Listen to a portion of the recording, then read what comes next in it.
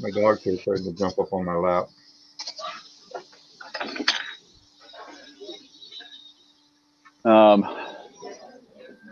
What did you do for a living, Peter? I was a building contractor, and then I was a real estate broker, and then I was a college teacher. I taught English. What did you do for a living, Peter? I was a building contractor, and then I was a real estate broker, and then I was a college teacher. I taught English. What did you do for a living, Peter?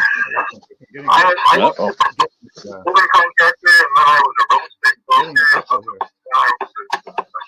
I think you got it open on a YouTube page or something. Oh, I do? Is that me? Oh, gee, sorry about that.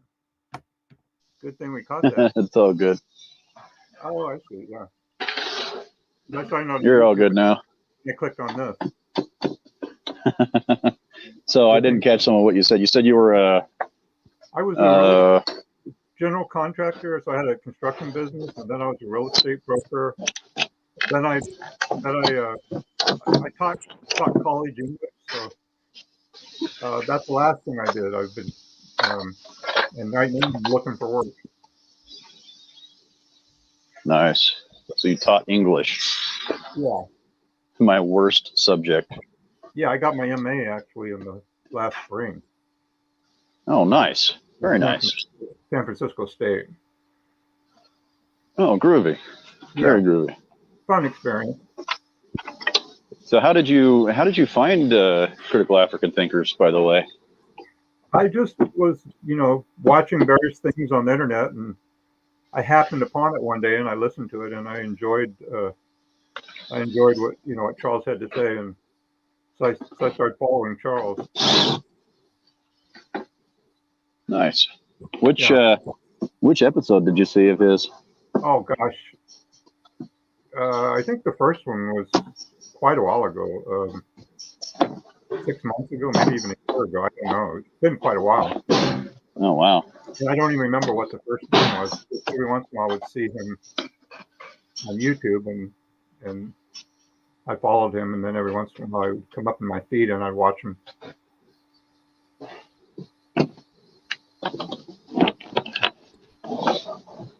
Yeah, I looked onto him through Dr. Mason, so I've only been around for a couple of months. But I love going back and listening to his content and watching it, and just, seeing how people's opinions and perspectives and thought processes change over time is always fascinating. Yeah. Yeah, I like his critical thinking approach, because I feel I do the same thing. I never completely buy into something, and I always question almost everything. So, and I like to think about things. Yeah, I do get suckered sometimes, but I have become more critical the last couple of years. But even still, I get suckered. Like I think it's a human, a very human thing to do. Certainly. But yeah, I mean, the critical thinking aspect is difficult. I mean, I didn't go to college. I just started reading, and I didn't do any college, so I had to learn on my own. Yeah, I would say that I've learned more outside of college than I've learned in college. Both experiences have been good, but I don't think thinking starts at college or ends at college. There's a lot of really smart people out there who've never been to college. Really smart people. Oh, I 100% agree with you. And it's funny because I didn't really start reading books a lot until 2020.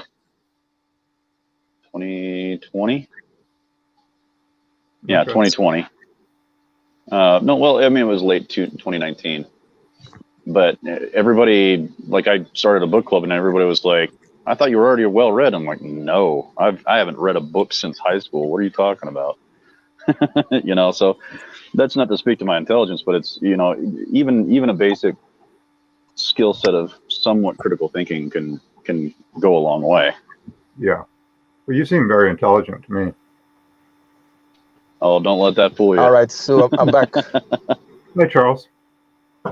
Welcome back. Yeah. So thank you very much. So Steve, you said you haven't read a book since like high school. Did I catch that? Yeah, so I read like 2 books from high school until the time I was 40, 42. Just didn't have any purpose for it. I was too busy working, raising kids, raising family, and all sorts of other stuff. I didn't have any use for it. So how did you Wasn't become this knowledgeable? well. Okay, so I had a conversation with a friend that I didn't agree with, and he had a better argument than I did. And I did not like the fact that I felt stupid. I didn't want to be the dumbest person in the room again. Mm. And so I sought out to find the vocabulary needed to make my point. Even though it was long gone, I wanted to understand why I didn't have the language for what I wanted to get across. And so because there's this thing, Michael Polanyi he's a philosopher, and he wrote a piece called Personal Knowledge. And one of the things that he discusses is, I think it's in a different book though, but one of the things that he discusses is what's called tertium quid, which is that which the mind knows but cannot explain. And it's a difficult knowledge to incorporate into real life because you have no vocabulary in order to describe it. So I set out on a mission to read and learn, and then it became, I guess you would say, a problem to the point where I spend a lot of time either listening to books or reading books or researching books or, just broadening my horizons of things that I want to learn, trying to learn how to write. I just, for some reason, got a passion to start learning in my mid-40s. So it's unfortunate it didn't happen when I was in my teens. But yeah, that's the short story of it. Well, that's a good. How would I call it? That's a good problem. I mean, if you think it's a problem that you're always reading, seeking out knowledge, I think it's a problem that anybody should want to have. It's a good problem, and it's kind of interesting that even at your 40s, when many people would have given up and said, you know what, I'm just too old, I'm just too far gone, I can't change anymore, I can't begin to bother myself with trying to get more knowledge, that you decided at that point that it wasn't too late for you to to improve yourself. So it's sort of an inspiring take.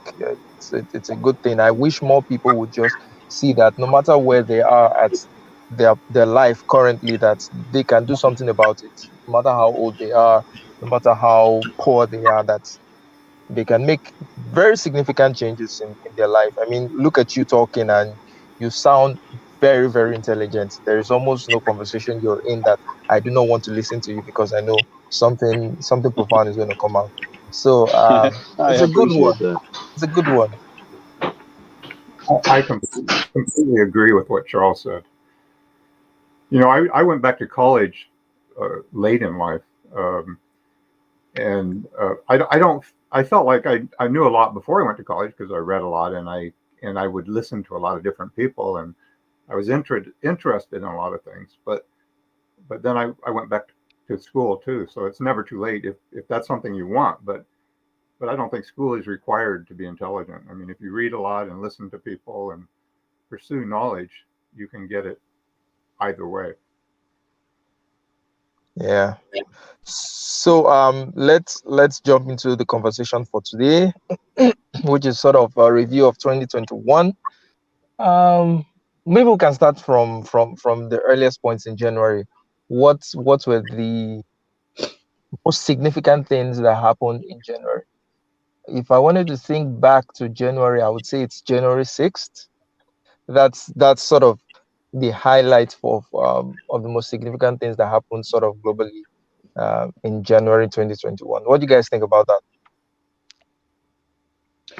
Well, I actually think, of course, COVID was like a year before that, I guess. But So maybe that doesn't count. Though, I think COVID, I think, Charles, you mentioned that BLM you felt was a bigger issue. I would disagree with that because so many kids were out of school, so many people out of work. It really threw a monkey wrench into the works. So that's why I would say I think COVID just, even without the death toll, it just affected life much more than BLM did. Mm. I think to speak to January 6th, though, I think something important came out of that, which was, and I apologize, I'm working, so it might be a little bit loud and noisy, and I might sound like I'm panting, but two good things that came out of that period was, one is we realized that, well, let me rephrase that. We saw the ugly side of a conservative movement that awakened us to the fact that there is a polarizing extremism that we supposed was only on the left. But once that occurred, we realized that it's actually on the right as well. And on top of that, it really kind of, it solidified a lot of people's views on what is currently being called Trumpism, and kind of that the communists had a very common practice of the what was it called, it's where they praise the one person. Help me out here. Oh my heck!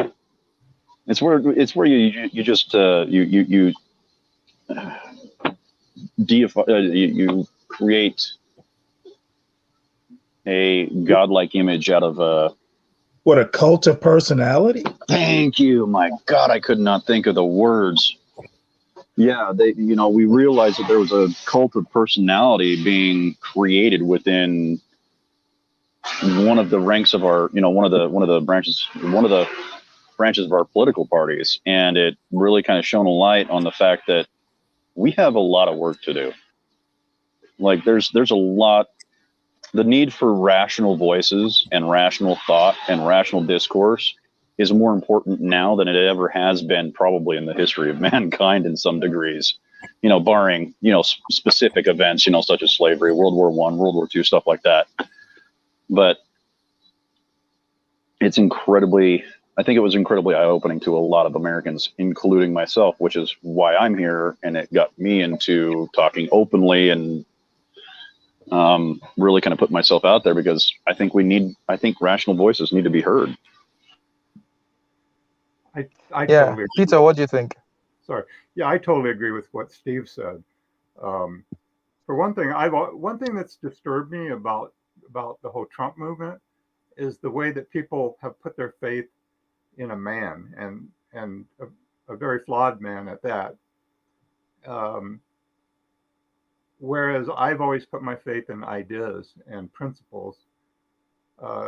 And what you said, Steve, I don't like this cult of personality, whether it's Stalin or Trump or Biden or Sanders.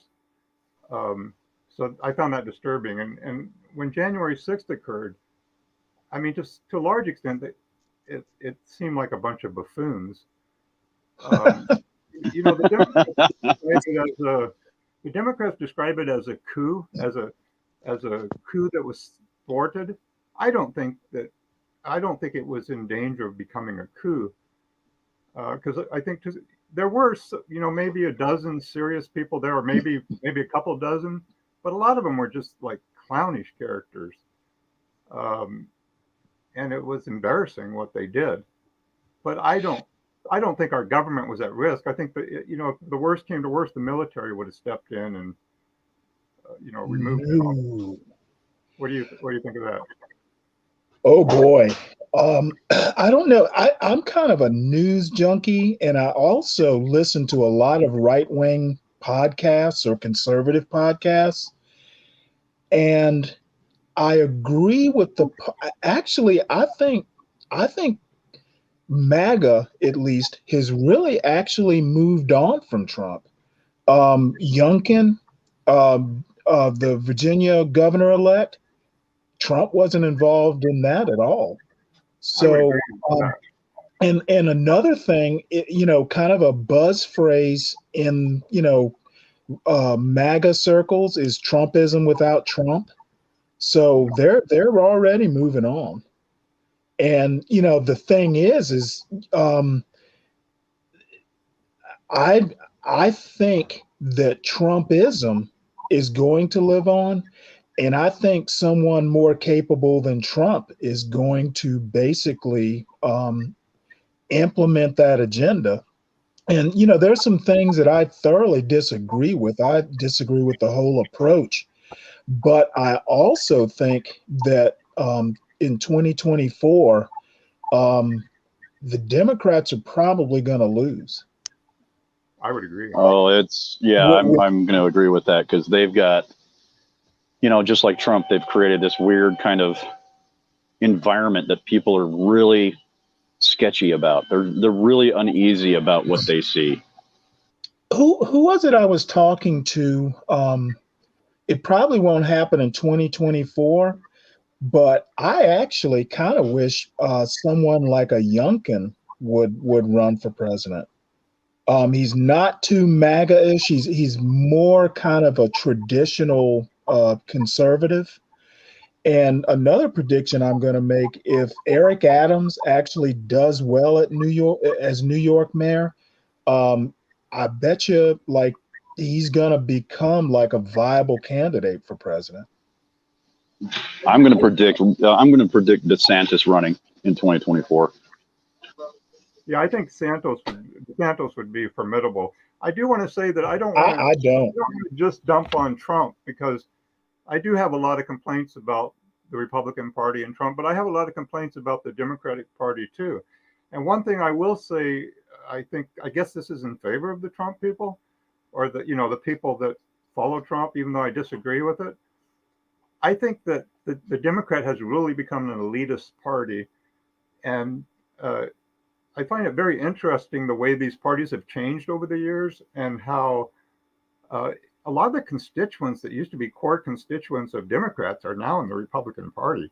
And I'm talking about working class people, poor people. It seems like a lot of minorities are starting to move toward the Republican Party too, which I think is very interesting. Just from a Not a lot. I don't think a lot of Black people are, but I mean, I wouldn't be one of them. But it's interesting you bring up Democrats as elitists. I say they're elitists because they don't listen to their constituents. I mean, in the Black community, at least, the podcasts and stuff that I follow, I haven't heard a pro Biden or a pro Kamala Harris comment in the Black media since he got elected, basically. So, even if it's for the wrong reasons in some cases, Biden's thinking like a lead balloon in the Black community. Well, this is what you get when you hear these phrases, vote blue no matter who. I mean, it's just a bloody ignorant statement, because, what they don't realize is that's the same kind of structured dissolution of critical thinking that is required to get people like the Hitlers, like the Lenins, like the Stalins. Like, this is just the stupidest thing I ever heard the entire year, was vote blue no matter who. Like, okay, so a slice of bread, would that be better? It was just ridiculous. It was infuriating to see that being tossed around like it was some saintly perspective of democracy. No. Well, I think that was a reaction to Trump. It 100% was, but it was just as dangerous. That the idea that borne that out was just as dangerous as Trump. But one thing we're failing to realize that Trump was a symptom of a larger problem, or Trump is a symptom of a larger problem. I mean, the Democrats had pushed a certain narrative too far. They had become so dissociated with the people, with the common man, that Trump just coming in was just too seductive. Now, I will tell you from my own personal experience, I'm not American, I'm in Nigeria. The first time I heard Hillary Clinton speak, I was like, oh my God, I wanted this woman to be president. I said, okay, I think America is ripe actually for a female president. I actually wanted to vote her. I actually wanted her to be president. And then Trump came along, and the way the media painted the whole thing was so dishonest that it just sort of just made me fall in love with Trump, because he was sort of just, saying F you to the system, and it was working. If for that fact alone that Trump was just screwing with the system and he was working, that was enough for me to want to support him. So if the no, let me finish my point. Now, Jordan Peterson usually makes this statement. He says that, I know Stanley doesn't, Stanley might take issues with this, but he says that we know when the right goes too far, but how do we know when the left goes too far? By what metric can we say the left has gone too far? I mean, January 6th is an example of when we say, okay, the right has gone too far. But when can we say the left has gone too far? Well, I can give you an example. The Build Back Better bill. The progressive wing of the Democratic Party made a huge political mistake, and Joe Manchin pretty much checked them. So, I mean, we know the Democrats have gone too far when the senator from West Virginia is running the country. And I before I moved back to Georgia, I lived in Northern Virginia, about 35 miles as the crow flies from West Virginia. So I'm kind of familiar with the eastern part of West Virginia. So I've known about Joe Manchin for at least 10 years. He was the governor of West Virginia. So, I think he's a okay guy, but when a Joe Manchin is basically calling the shots, I think the Democrats have gone too far. Essentially, we've got a weak president. We've got a progressive wing that basically is inept at politics. Every day when we see somebody doubting the sanity of our president, we know the left has gone too far. One thing that I think that the left gets wrong is they see Trump as leading everybody, as the Pied Piper leading everybody astray. But I think what they fail to understand is what Charles brought up. What was wrong in our society? What was going wrong that brought Trump to the forefront?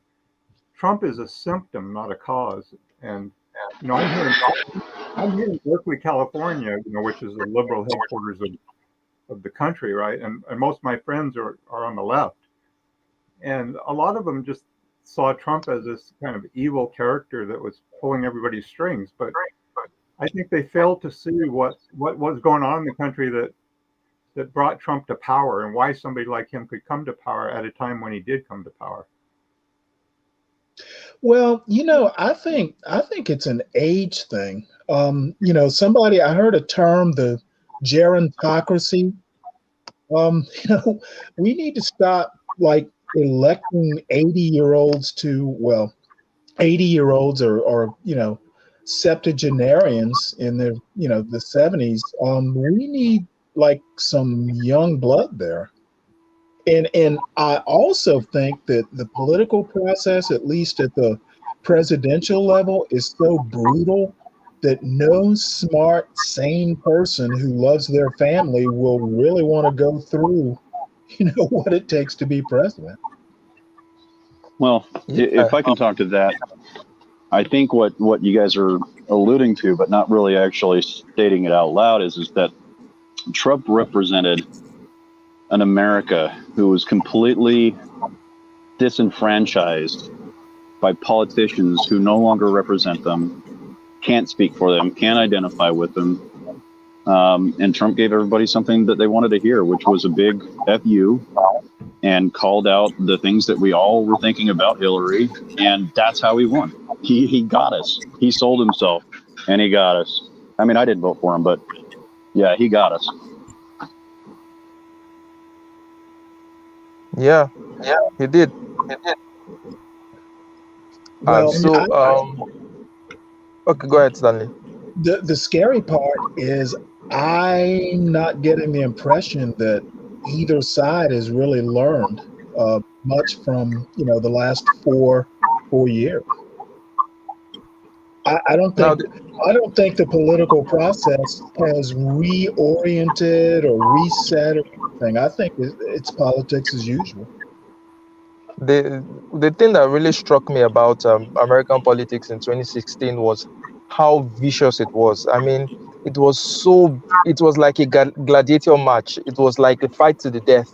Even within the parties themselves, everyone was busy tearing everyone apart. And I was like, man, this isn't civil. This isn't this isn't mature. This is a death match. You get, and it was survival of the fittest. It was survival of the most brutal. It wasn't just even survival of the fittest. And Trump was just the most effective at being brutal. I mean, he just bulldozed his way through the Republican primaries. He certainly, I don't think he was the smartest, you get, but he was just so effective at playing that game of politics as at that time. You get, he was just dominant.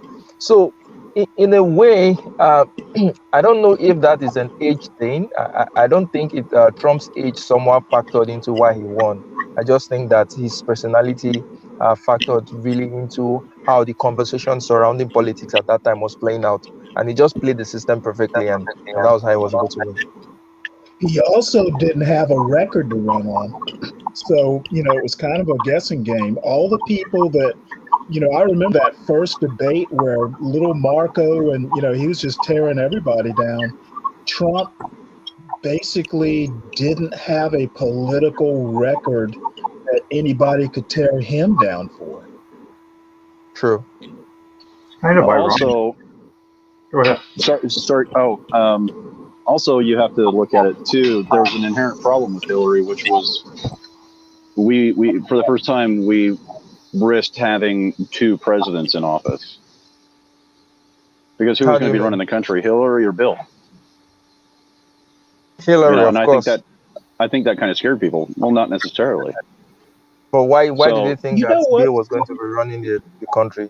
Why? Is it because because she's Bill a Hey, woman? Clinton Steve. was a president. I mean, it's a serious and valid concern.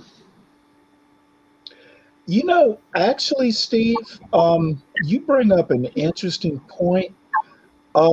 However, Bill Clinton kind of played a role, and maybe this is just me, but I think there was an undercurrent of, can we really trust a woman whose husband did all that stuff and she forgave him probably for political reasons?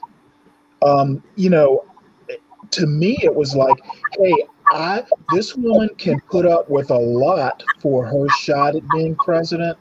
And I just kind of got that vibe that, really it was kind of cringe, that she No, would no, put up with all Stanley. that stuff. Stanley, why are people reading? Why are people guessing her intent in forgiving her husband? Isn't it possible that she could just have forgiven her husband and she wanted to mend her family and not have a broken home? Is it why do people have to think that she has to punish him, she has to divorce him, she has to sort of ruin his life, and that is the only acceptable outcome? Why are people assuming that the only reason why Hillary stuck with her husband was for political reasons? Well, Where's the the proof for that? problem the problem wasn't like a little dalliance. He had a whole record of it, like years and years. It wasn't like one little dalliance in the Oval Office. This was like a reputational thing. Yeah, Well, he had dozens of them throughout his entire career, and including a very, I think, legitimate rape allegation in one case. It seemed pretty credible. Well, So I on top mean, of that too, though, real quick, Stanley, is that you also had the issue with I mean, Hillary brought with her a cornucopia of What did you problems. people think of 2021? One of which was, the sexual indiscretion of Bill, which was a problem in and of itself, because a lot of Americans thought, well, maybe this is an agreement they just had, much like what House of Cards, exampled in their series, where they had an agreement. And so you look at it and you're like, is that really the kind of values I want to have? And blah, blah, blah, because this was the 90s. But I think there was so many issues with Hillary that nobody, I mean, we still were having running jokes about, don't say anything about Hillary, you'll end up dead. This was a common joke still in the 2016 election. So, I mean, she was so problematic on so many levels. I don't think she would have ever made it. And to put someone like Trump up against her, it was like bowling for, apples in a cup. I mean, you're going to get one. It was just an easy choice for a lot of people, I think. are you talking about the Vince Foster thing? Everything. Okay. I didn't think that Hillary would let Bill tell her what to do. I think she was independent enough, but I just think there were just so many different issues surrounding that whole family, regardless of that. Yeah. Well, I mean, look at the crime bill too. know. Look at the crime bill. I mean, there were so many issues with all just that entire family. Actually, I wonder what advice she gave to Huma. What did you people think of 2021? A weird year. Welcome, Well, we're Fanta talking about guy. Hi, Fanta. Is it Fanta? Yeah, Fanta. So, Fanta, did you have a question? You had a question for us? Yeah, what did you think of 2021? Well, we're discussing it. We're just taking it from January 6th, and we're just progressing from there. So we're talking about what the implications of January 6th were, and what events led to it, and how Trump is sort of a symptom of a bigger problem and not really the cause of it. Hello, everybody. So, hey, Mr. Pelu, welcome to the stream. Yeah. I want to jump in. Only reason I want to jump in because I'm on lunch break. I don't have that much time, and All right. also and I want to talk about January 6th. I was actually there. I was kind of there when it happened. Oh, Mr. Pelu, so you were a Trump supporter there in January 6th. No. Let me tell you the details. I live in All right, DC. go You ahead. understand? I live in DC. Okay. And I remember in the morning because look, I remember catching the subway in the morning and I started seeing them coming all in the subway and I started talking to them. I was talking to a lot of them on the subway and said, yeah, it was something going on. I'm going to check it out. And then, I mean, don't get me wrong. Look, I'm an avid anti-leftist. I'm not necessarily a Trump supporter, but I've always been an avid anti-leftist. And because I grew up in an area where the left I grew up in a leftist stronghold and I was like the only one who opposed the in my environment. Right. But anyway, because I'm just giving my breakfast of the day because actually, because what happened was after all that happened, they had like a curfew in the city, shut down the city, and we all got in the subway together. And I actually interviewed some of the guys on the subway and asked them what was going on. But anyway, to make a long story short, I want people to consider a couple things when you think about it. The Capitol has its own police force, right? And it's called the Capitol Police, and everybody has to understand the Capitol Police Force actually answers to the Speaker of the House and the President of the Senate for temporary. So really, the security. I mean, it was easily as secure because they knew they could have secured the place a lot better than they did. That was a security breach. And I think they did it on purpose. I really think that security breach on purpose. 'Cause what would happen? Oh, what was that? I don't know. I think it was Fanta guy, but Okay. Yeah. cut off. So So go ahead. I could tell it was a security breach. That was because if they really want to hold that place down, they could hold it down. Now, of course, they could have called more National Guard. Maybe I don't know because National Guard answers to the pres. I mean, because look, if it's in D.C., it's probably going to answer the president. Not probably going to answer the mayor because D.C. is a federal. So, but anyway, they they could easily secure that place. Matter of fact, the regular Capitol Police is strong enough to have done that security job because because I doubt those people, if those people were facing true deadly force, they would have went as far as they did. They were not facing true deadly force at that time. These rioters were just were people who got out of control, but they were not facing deadly force, and that was done on purpose. They purposely laxed the security, knowing that at the worst time, knowing they wanted to let the people in to make a scene. In my humble opinion, as somebody who lives in the area, I wasn't, just somebody living in the area and sort of understands it just because I live there and I know how the dynamics of the different law enforcements that are in the city. They really could have easily cut that down. Because whenever you ever seen that happen ever in America, they've been having protests in America in front of the Capitol my whole life. My whole life, they've been having protests there. I mean, so that's a common thing over here. That's common. Like we have protests every day for everything. You know how many protests we have every day in DC? Yeah, I mean, if you grow up here, you see protests flying in this area every single day of my life. I've been seeing this for 30 years, 35 years. You know what I'm saying? So So I agree with there Mr. was- Paley. do you are you saying that they did that on purpose to sort of discredit Trump, to sort of absolutely, absolutely. And I'm not even a big so Trump. it was I mean, and I'm not saying this to be so sure this was a Trump fan. political move? But when have you seen this happening? This never happened. I know of somebody coming into the White House like that. All they gotta do is put serious troops there or serious police there. This. I mean, the whole yes, it had to have been. They wanted it to. They wanted to get out of hand on purpose. Exactly. They wanted. I mean, you understand? Ever since Trump was elected, from the minute the first thing they said, oh, it was a Russia. Then it was Ukraine. Then it was somebody else. Then we find out really Hunter Biden was more had more in tune with the Ukrainian situation than Trump did, and then Joe Biden was the Ukraine czar during the Obama administration. It's so many things. They always wanted to kick Trump out. It was the media circus. I mean, be honest with you, they let the people come through just to have a media circus. That's why they let them come through. Don't get me wrong. It's still a violation. You're not supposed to cross certain lines. You're not supposed to go into buildings under federal. I mean, I don't know the exact laws, but even me as common sense, I know I don't just walk into no federal building. You know what I'm saying? And I know I don't walk into no federal building. I know I just don't walk on federal property, on federal things without authorization. I like even it's common sense. Like I know that don't get me wrong. I don't know the specifics of the law, how much of it is a law not to walk into the Congress, but I know. I mean, just common sense. I would think it'd probably be illegal for you just to go into the Capitol building. I would think it would be right. But so anyway, I'm not excusing the people who did it.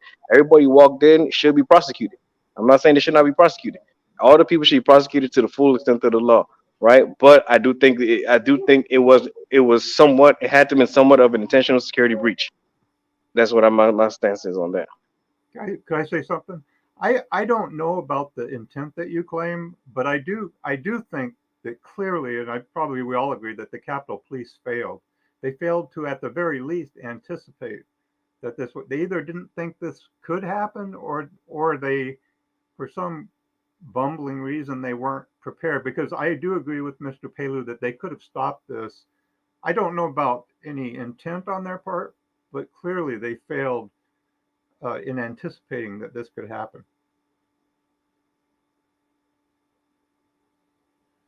And the thing about it, and and they failed in the attempt, but they knew. I mean, see, and that's the problem with it, right?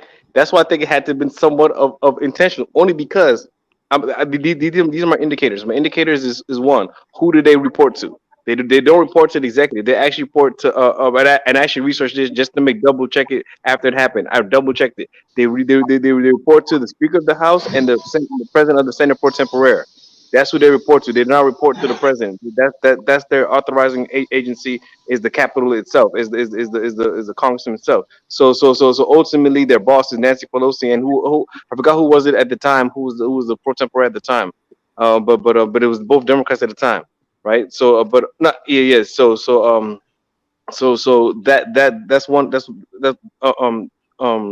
that that's my first issue why I think it was a security breach. And second reason, they knew it was going to happen. It's not like it was an unannounced protest. This was everything was well announced. People were flying in from the country, from all over the country. People were coming there in droves. They knew people were going to be there. There's no way you tell me they didn't know people were going to be there, because they're talking about it way before it happened. They were talking about it for weeks before it happened.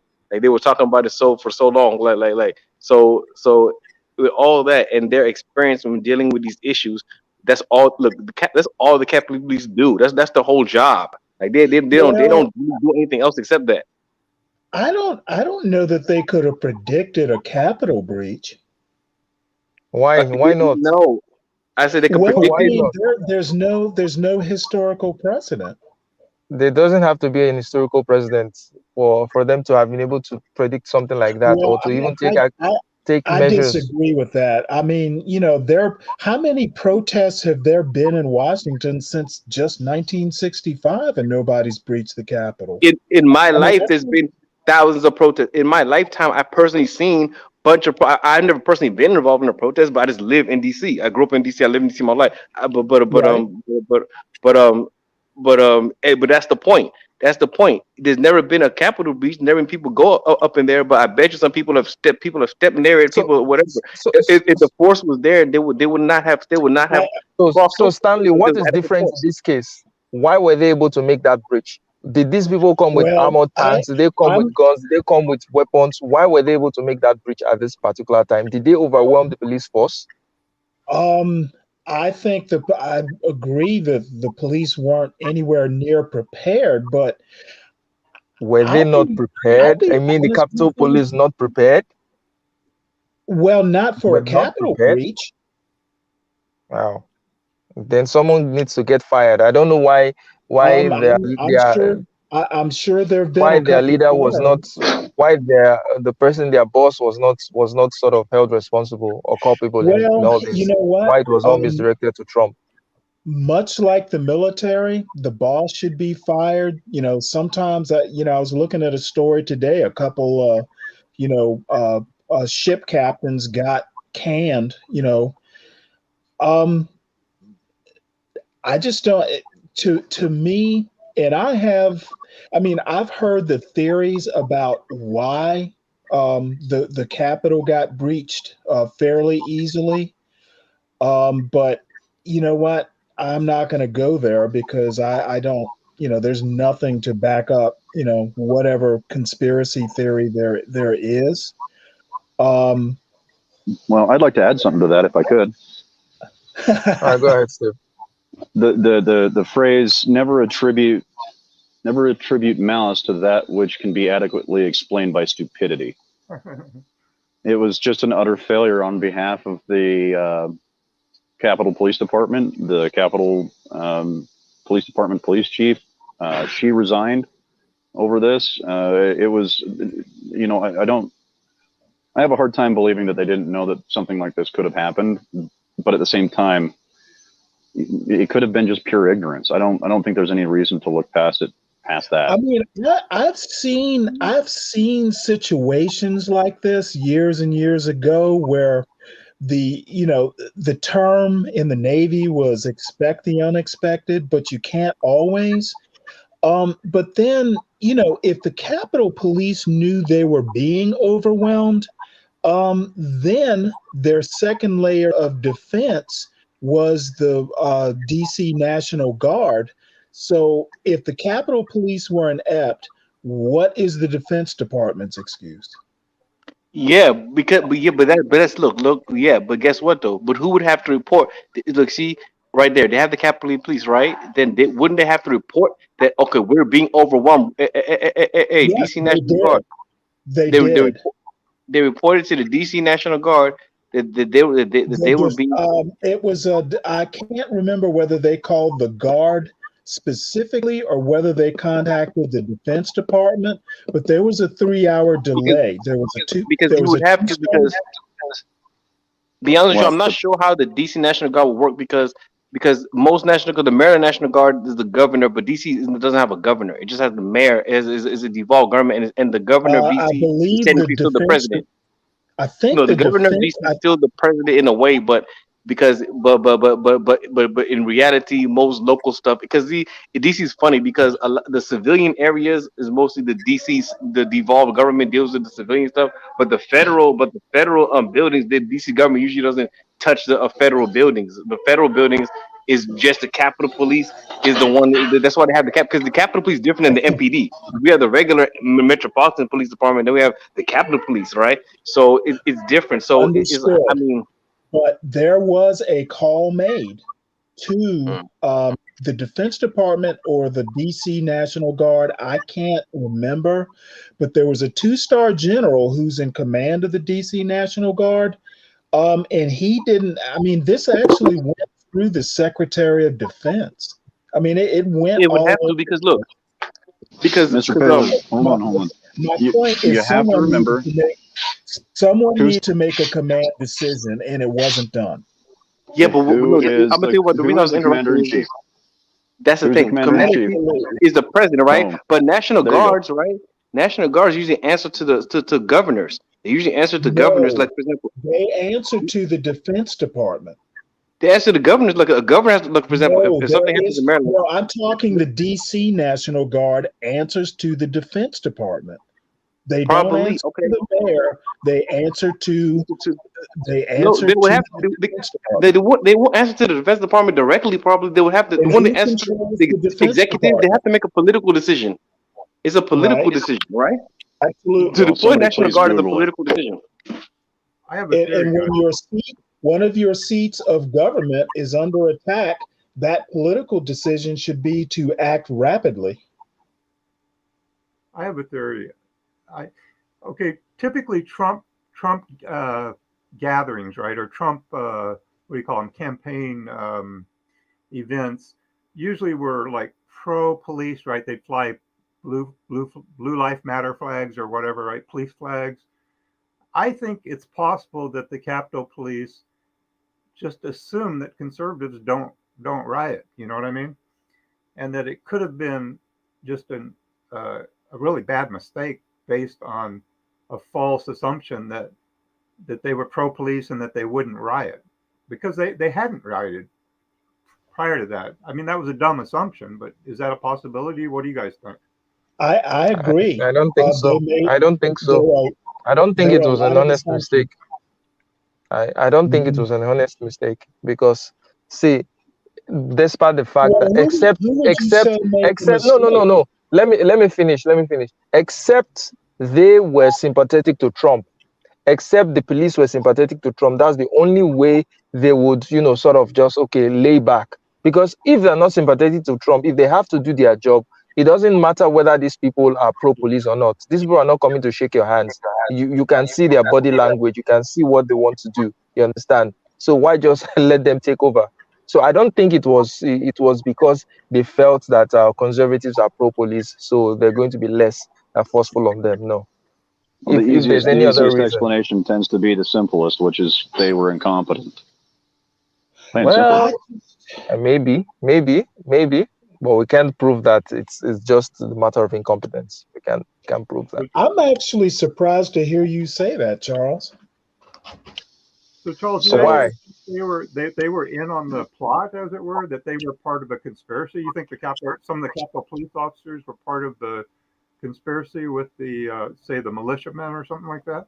No, I think that they saw an opportunity to discredit Trump and they just let it happen. No. They saw an opportunity to discredit Trump, so the police let him in. Well, they didn't do anything to stop them, or they didn't do much to stop them.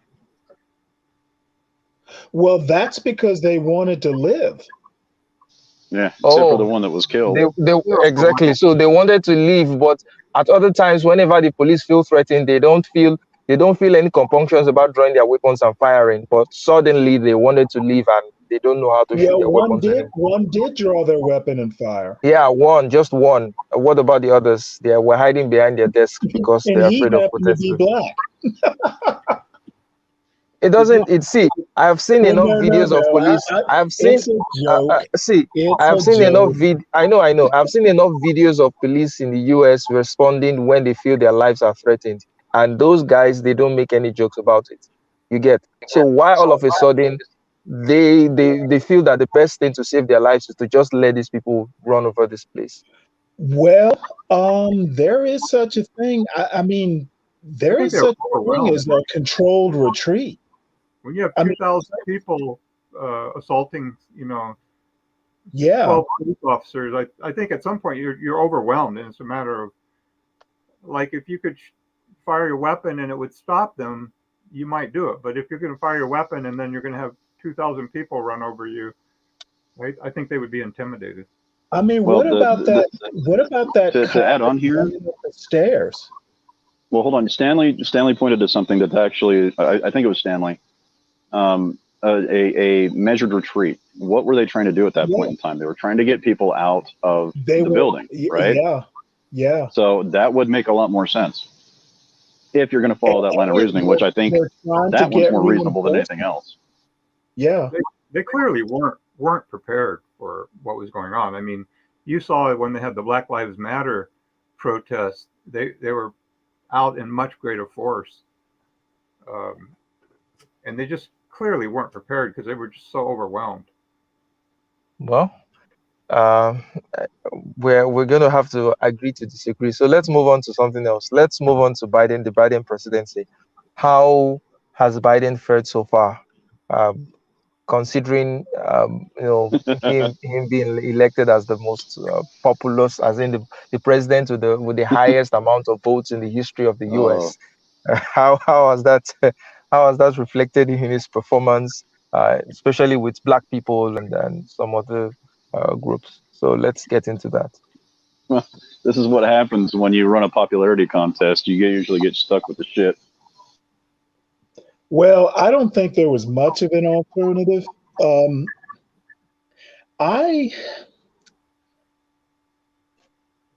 think Biden is a seasoned politician, should have really understood better than he did what his relative position was, or he should understand probably better than anyone like alive, how a honeymoon, can last. It's pretty temporary for a president. And I just think, this whole talk about the new FDR and stuff, someone his age and with his experience should have never fallen for that. And should have never let anyone else, including the media, even mention it. I think he picked the wrong vice president. So there's some basic, like, political stuff. And, it's not quite on the subject, but maybe at some point we can talk about Democrats in South Carolina, Jim Clyburn, for instance. Well, can I their throw in a note here real quick? Made a mistake. May I throw in a note in here real quick? Go ahead. So something interesting that didn't get a lot of attention, but I'm trying not to use polarizing language, but this is actually applicable. The extreme left did not like Biden. They hated Biden-Harris. They did. There were even the communist left. I mean, were actively campaigning against him. Nobody liked him. This was a purely middle section election, yes. I think. Yes. And the funny part in my comment about the far left, when I was a kid, like 7 years old, we had a Chihuahua who thought he was a German Shepherd. And that's what the progressive left reminds me of. They're biting off way more than they're capable of chewing. And people like Biden are entertaining these Chihuahuas. The thing with Biden, I think his age is really getting to him. As a politician, I don't see Biden as a radical. I think he's a much more centered person, and allegations of him being a communist or a socialist, those are just right-wing accusations that doesn't make any sense.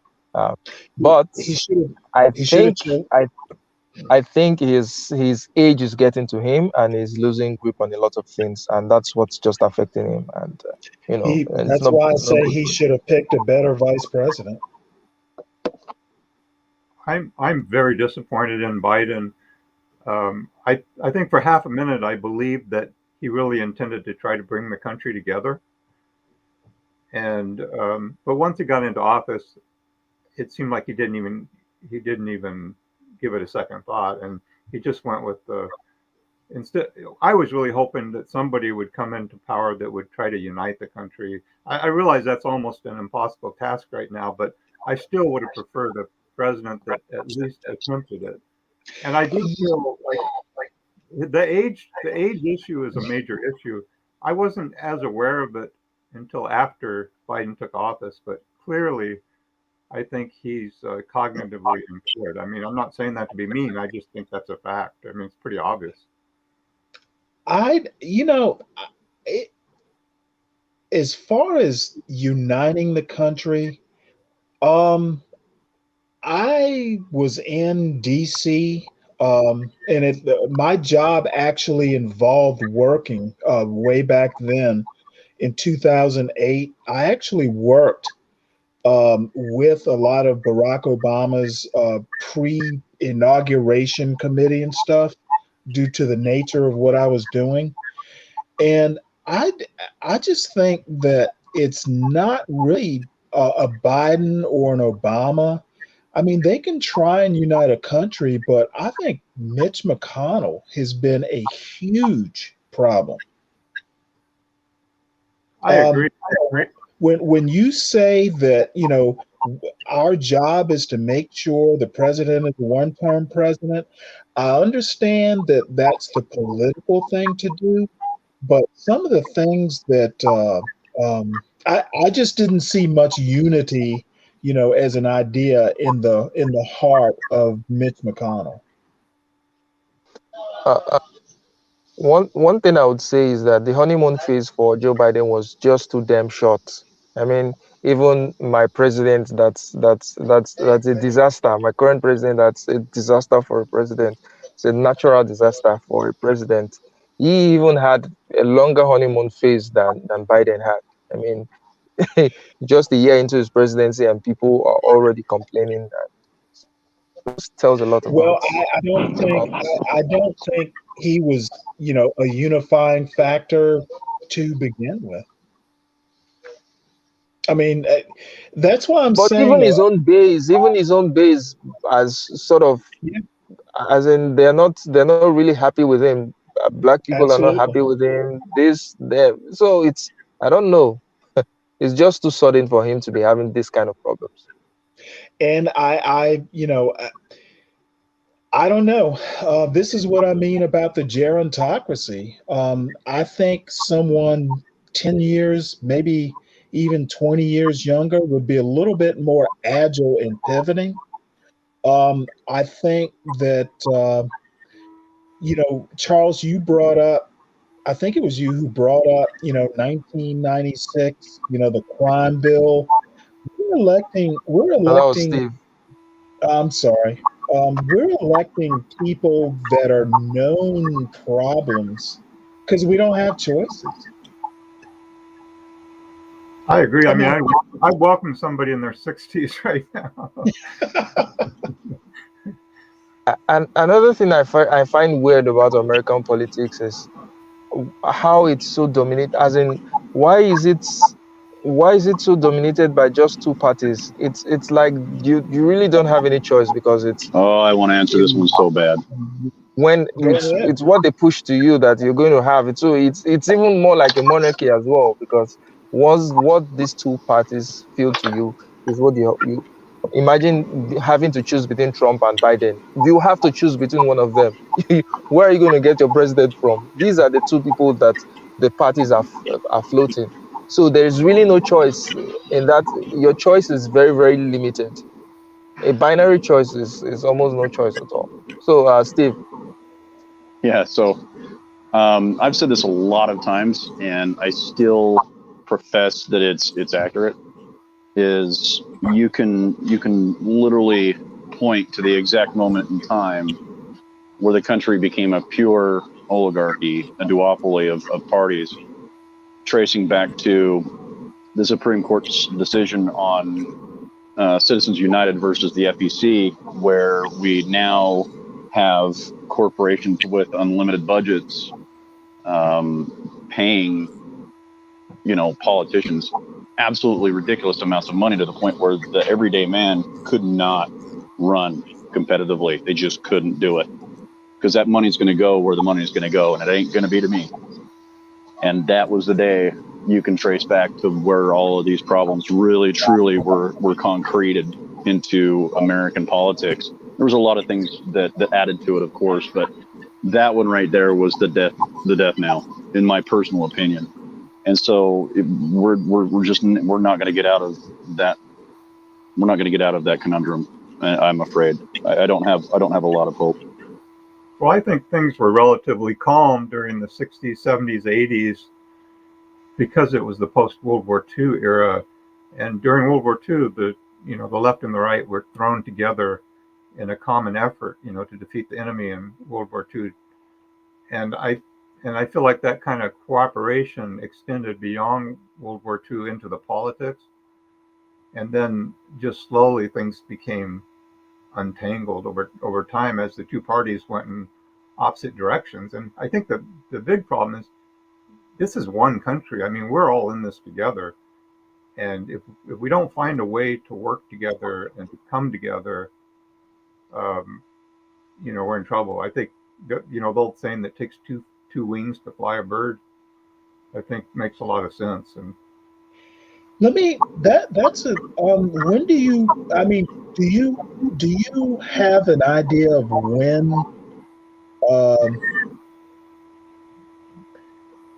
when the country kind of started fracturing more than it was?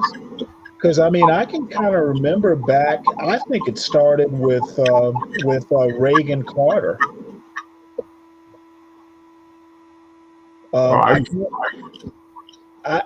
I'm probably wrong about that. Yeah, I would say it goes back to Nixon, all the way back to Nixon. And in part because when the 60s happened, obviously there was a major shift in everything in the 60s. And it was actually pretty bad during part of the 60s and 70s. I mean, it was pretty violent. There were a lot of bombings in the country and right. And stuff that we've forgotten about. And then things kind of calmed down during the late 70s, 80s, and 90s. And then things started picking up steam again, I think around 2000. Well, that also coincided with a great economy. The 80s and in the 90s, everybody was doing pretty well. Yeah, it's true. All right. So let's talk about Biden's withdrawal from Afghanistan and issues around that. Now, I have to say this before we continue. I love the fact that, in fact, that's one thing I will give Biden credit for, pulling out of Afghanistan. I didn't care how messy it was. For the fact that he just got out of Afghanistan was a big plus, and I would credit him for that. You get? So it was going to be a messy affair. It was going to be a messy affair anyway. Let me add one thing on top of that. He's also had far fewer drone strikes than Obama or Trump. Which is a good thing. Right. I think one clear thing that's come out of Afghanistan is that we have no business getting involved in wars like Iraq and Afghanistan in the first place. And I think it'll be a long time before we make that mistake again. We should have learned during Vietnam. Amen.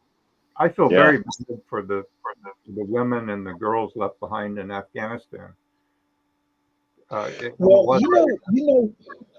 Actually, I think the first Desert Storm was okay. But Bush Sr. actually made the right decision and hey, this is as far as we're going to go. Yeah, in retrospect, it seemed like it was very wise. He pushed Saddam back out of Kuwait, and then he left. And in retrospect, that was very smart. Now it's clear. Right. Yeah, he caught a lot of flack for that. I was in the military at the time, so. Yeah, I agree. Steve, what do you think? What do you think about Biden's withdrawal from Afghanistan? Oh boy.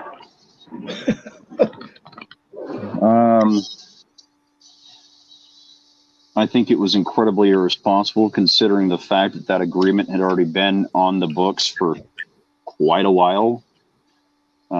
This was a initiative pushed by the Trump administration, so there's no reason to believe that Biden didn't know about this coming ahead of time and could have been preparing better. And the irresponsibility that of pulling troops out that quickly without any kind of support system left behind, I think was incredibly ignorant, borderline incompetent. And this is coming from a libertarian who believes we shouldn't have been there in the first place. But since you're there, you know, the truth is the truth is, you know, we're there and now we got to deal with it. I think it was a piss poor job of a poor retreat, and it put a lot of people's lives at risk, including the citizens of the country that we were leaving. I did not approve of it. I wholeheartedly did not approve of it. But did it matter? Did it matter whether they left now or because the Taliban was still going to overrun the country somehow, except the U.S. retains troops there. So we should have left. There's no doubt about that. You're just prolonging the inevitable. So whether or not he pulls out now or he pulls out when there are better structures in ground, the Taliban was still going to take over Afghanistan once the U.S. left. So sure, yeah, but he had months to be able to prepare the people, the local police forces, and the militias and the military to get prepared for that. Preparation or not, the Taliban was still going to overrun Afghanistan. That's my point. You know what? I'm not going to say that Biden himself did a good job, but I kind of know faintly how these things work. You're not going to blame a 6-month president. It was a military. You place that blame on the military. They, you know, those generals, you know, the in-theater generals are on the ground. They know what they're dealing with. And things like, you know, the airport not having a proper security perimeter and stuff like that. The president is the president. He's ultimately responsible, but I find that to be just a military failure. These guys either didn't agree with Biden or I don't know what other excuse. I mean, you know what it's like to retreat. You know, if nothing else, we have Saigon, you know, as a model. I blame this on the military, not Biden necessarily. Well, I think there's a whole lot of incompetence going around then. The military did so much for American exceptionalism. Well, I've had doubts for quite some time. Yeah, I think that the military didn't. I think they advised Biden not to do it, and maybe they thought he wasn't going to, and so I don't think they were prepared. I have sympathy for what you said, Steve. If I was president, I don't know if I would have pulled out like that. But I think a couple points. One is that the right really piled up on Biden for the way he left, but Trump kind of set up the situation to leave to begin with. Even though maybe that Biden didn't go by his playbook, but Trump was the one that started negotiating with the Taliban. But I think the point that the rest of you are making is that this might have been inevitable anyway. And then in that regard, mostly I just regret that we were ever there to begin with. Right. This conversation can quickly get filled with a lot of what ifs when we may not even be aware of all the factors that went into the situation and the creation and sustaining of that situation. So I'm on board with Peter on this one.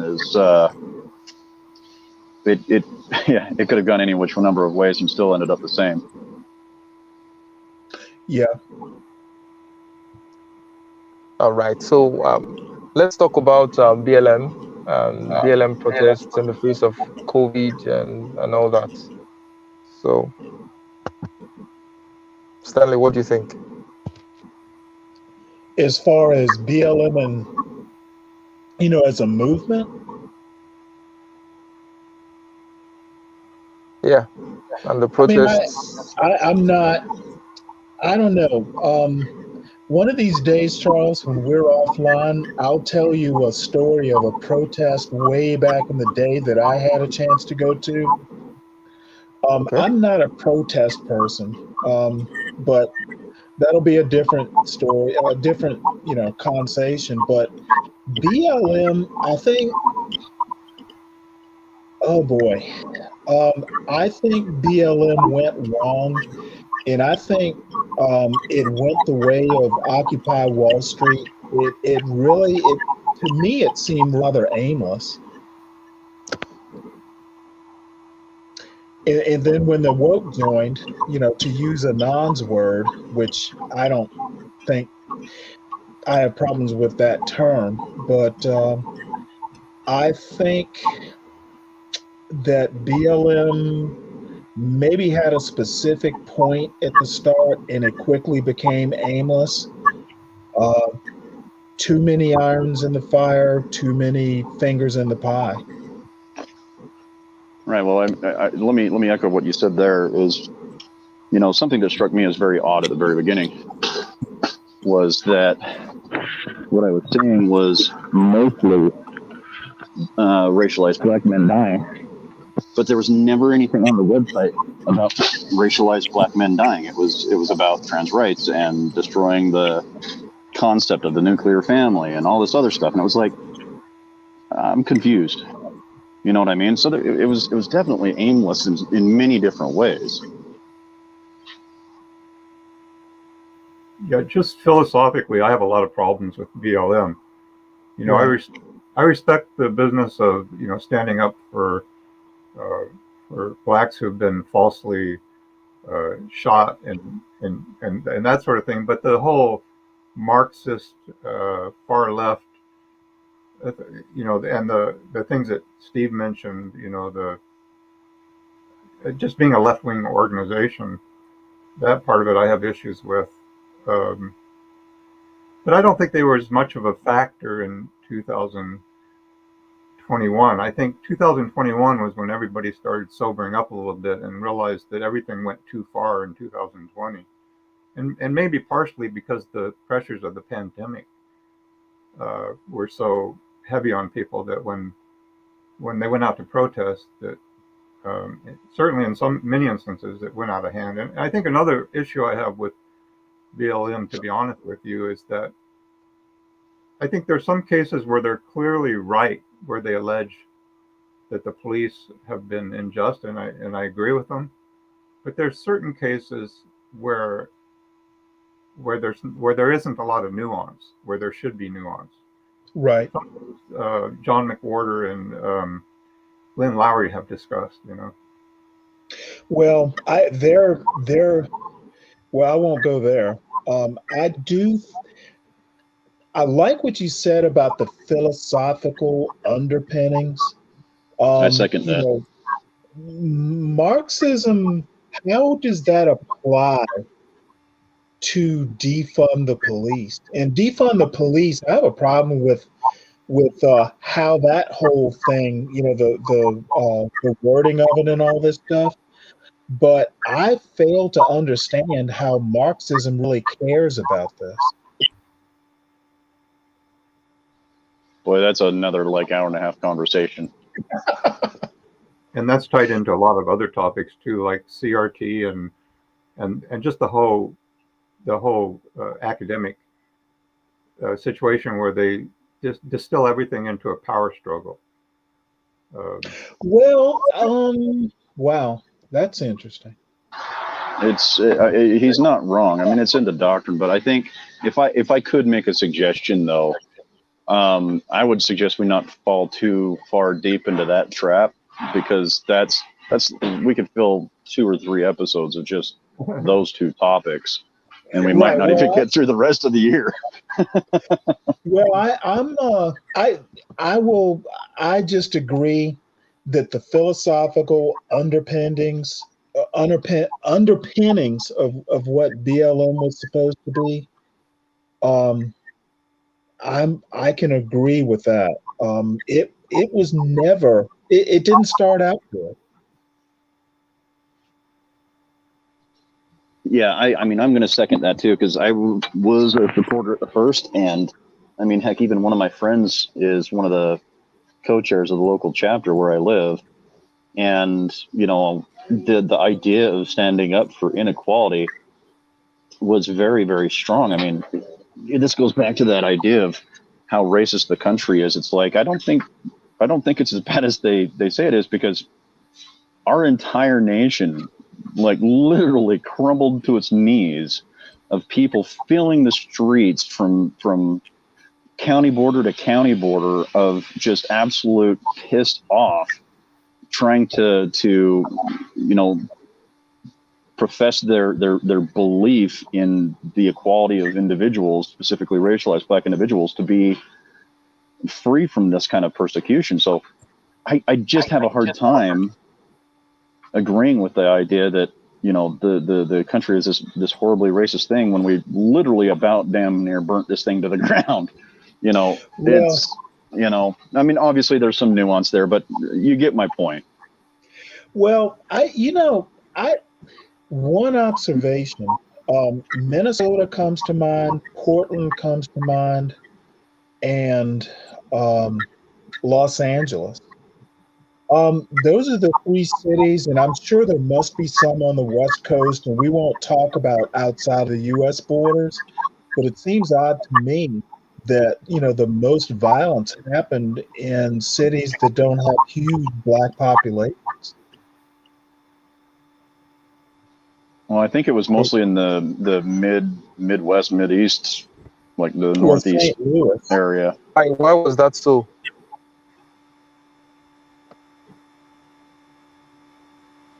What's that, Charles? Yeah, what's the explanation for most of these protests happening in predominantly white areas when it's a Black Lives Matter sort of initiative? Well, I'm going to satisfy the Anand urge to use the word woke.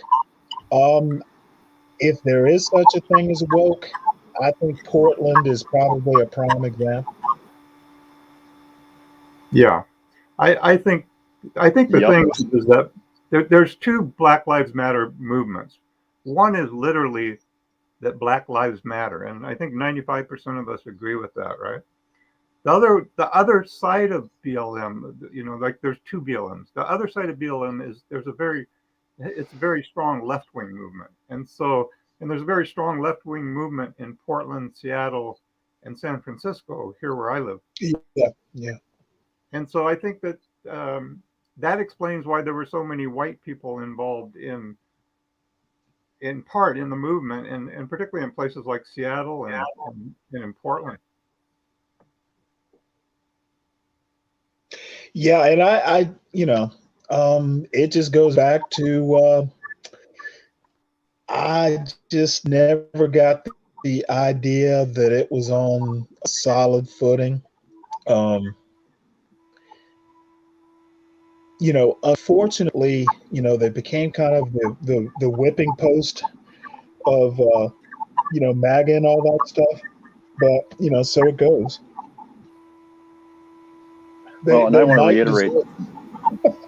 Yeah, I want to reiterate my position because I don't think I explained it very well. What I meant to say is that, you know, while we're discussing these, I'm gonna notice a trend here of we're only discussing the bad things that happened during 2021 versus the good things, which was the country came together to stand against, you know, police brutality and racial discrimination. Interesting, because I would disagree with that sentiment. Well, that's why I think there's two BLM. I think most Americans agreed with the sentiment that Black Lives Matter and that we don't want to see cops killing Black lives or any lives, but Black lives. And so I think most people agree with that. I think that where the division comes, so that's the positive side from my perspective. The negative, or not the negative side, but the other side of that is the part that's really a heavy left-wing political movement and ideological movement. Well, I'm going to say, you know, this basically happened in 2020, so, you know, it may or may not be apropos, but I'm going to bring up the Ahmaud Arbery case. I think most Americans agree that Black Lives Matter. I'm just not absolutely sure that the fringe elements and maybe even the cops themselves, it's like once a cop does something, nobody wants to be objective about it. And I'm thinking of Kim Potter specifically. I'm thinking of Ahmaud Arbery specifically. And I'm also thinking of the way the right wing media covered those cases. Um, if there's a consensus, maybe I'm just not noticing it. But when you say nobody's thinking critically about it, or how did you put it just now? Who is it? Who is not being objective about this? Is it the people that support the police or the people who are against the police, or both? Um, I think it's pretty much probably both sides, to be fair, but specifically in the Ahmaud Arbery case, the only reason it even came to trial was because one of the guys who was involved with it put a video up online. The DA in Glenn County and a judge, they had all swept this thing under the rug and said no problem. So, that's not really, a Black Lives Matter attitude. I mean, when you've got an elected official basically saying, hey, no problem. Um, I don't know. I don't see consensus there. Now, I will say Brunswick, Georgia, it is not necessarily America. This is South Georgia we're talking about, and I'm from Georgia. I'm from Savannah. So I might give you that it's kind of an aberration, but it's still America. Go ahead, Peter. So, that's just my personal opinion. I think there is that contradiction, right? There is this. I think most of us, I would say most of us share the idea that, the idea that literally Black Lives Matter, right? But there's still an undercurrent, if you will, or there's still a segment of the population in the country that whose prejudices are likely to affect their behaviors and respond in the way they did in the case of Ahmed Arbery, right? So that's a contradiction that lives within America, unfortunately, still. And it's I just say that I'm glad that they were found guilty in those cases, because hopefully that is part of sending a new message to people. Hopefully. So, like Steve mentioned, we've sort of been focusing on the bad things that happened in 2021. So, what are some of the good things? What are the highlights of the good things that happened in 2021 that we can talk about? Watch as the room goes silent.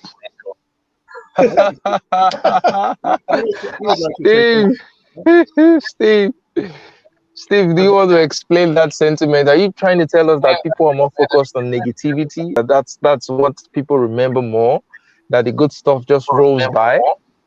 Absolutely, it's human nature to attach to the bad instead of the good.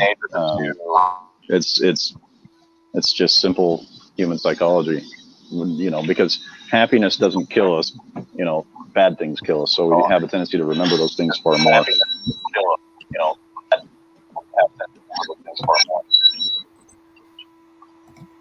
I think I'll tell you a couple good things. No, go ahead, Peter. Oh, I would just say something positive. I think the fact that we're having this conversation is a positive thing, and I think there are a lot of voices coming out. Oh, Stanley, you want to go? I would just say that I'm starting to see, like on YouTube, and I listen to a lot of podcasts, and I try to explore and listen to a lot of people on the internet, and I just see more and more people talking about the problems with this kind of hyper partisan and partisanship in the country, and about a need to find some middle ground somewhere. And people just seem to be pushing back, a lot of people anyway, pushing back against kind of the extremism, and realizing that we have to find a way to come together. And so I feel like there's some kind of movement in that direction.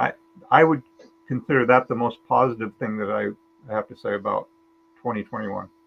I would agree 100%. You saw conversations between Trevor Noah, a noted lefty, talking to Dan Crenshaw and Chris Christie, and then you're starting to see a lot more podcasts just on YouTube. Not even the popular ones, having really good conversations and dialogues. We've got people are starting to talk, because I think in certain ways people are starting to inherently understand that this discourse that we've had for the last 2 years, is really toxic and harmful kind of ignorance of one another, is really playing its role into destroying a country that we all seem to love on at least some level.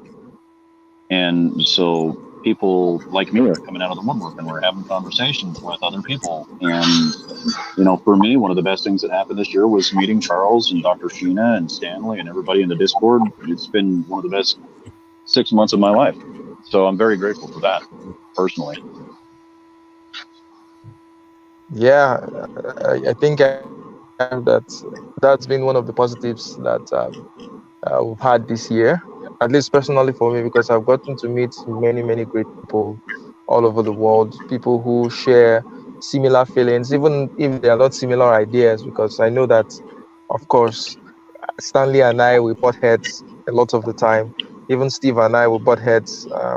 But there's one thing that that ties us all together, which is our ability to want to listen to people that we do not agree with, which I think is something that is incredibly important. And I see that many people are very thin-skinned when they feel their position is challenged, and they don't try to reason out things. They just see that challenging their position, they see it as an attack on themselves, on their person, so they become very, very reactionary, and they don't take time to analyze and be dispassionate, try and remove themselves personally from the situation, and just let us reason on the facts, on the merits of these things.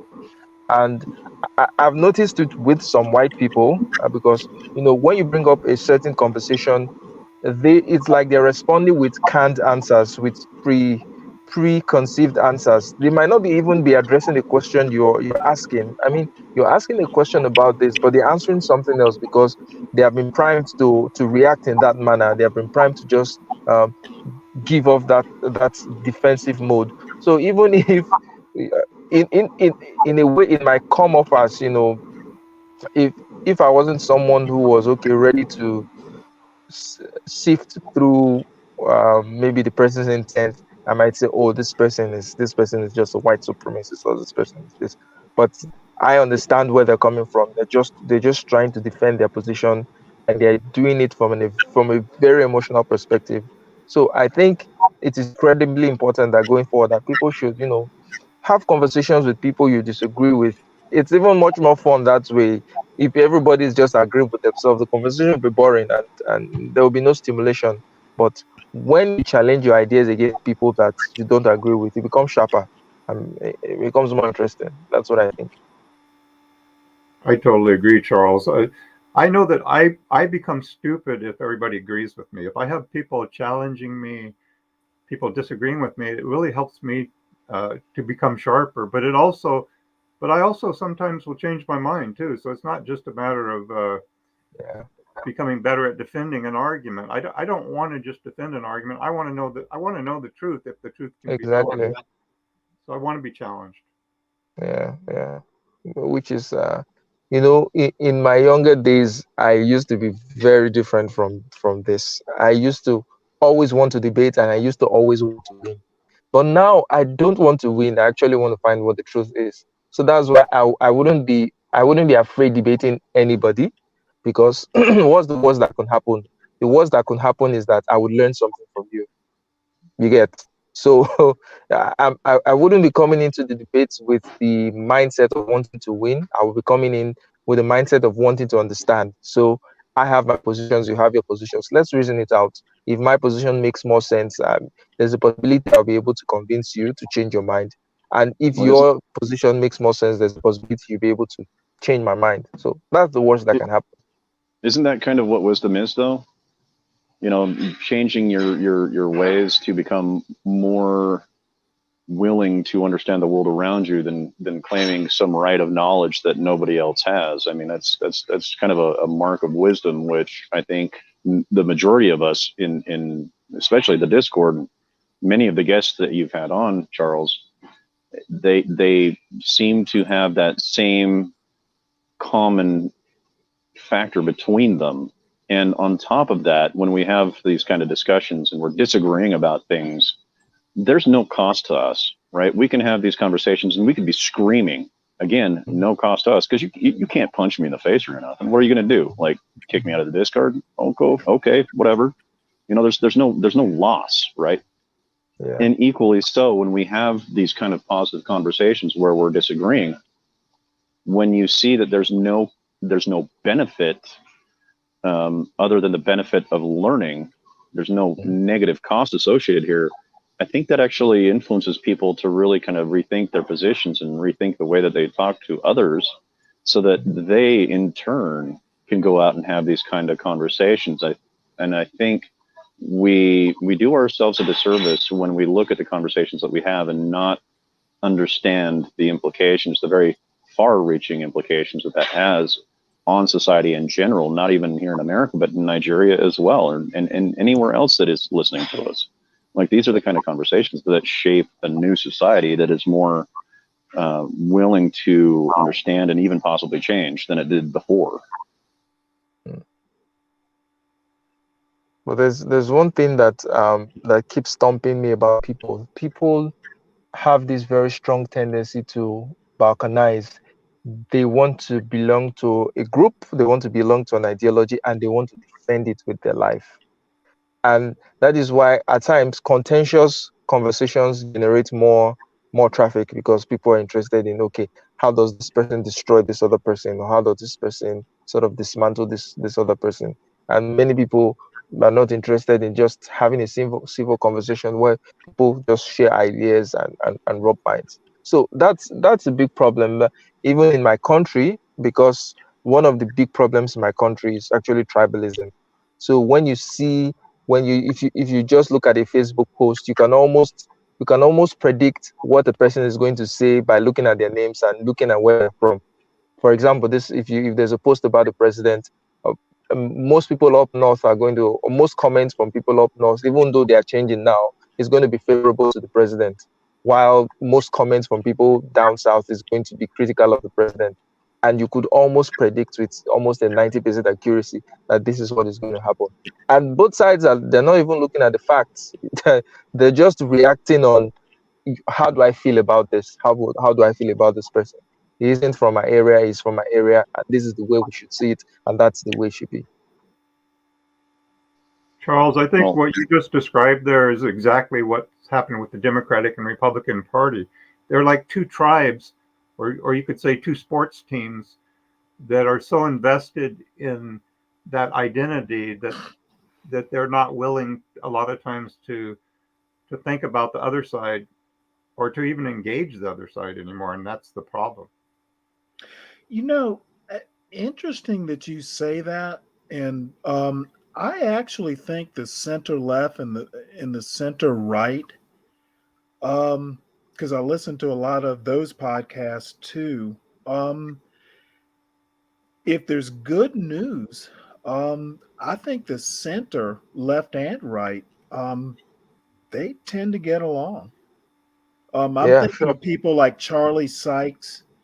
And again, I'm kind of a political person, so I listen to stuff like that. But I think, I was listening to a podcast, center right podcast, where they were kind of like, hey, we kind of feel for Biden. We wish he could do better.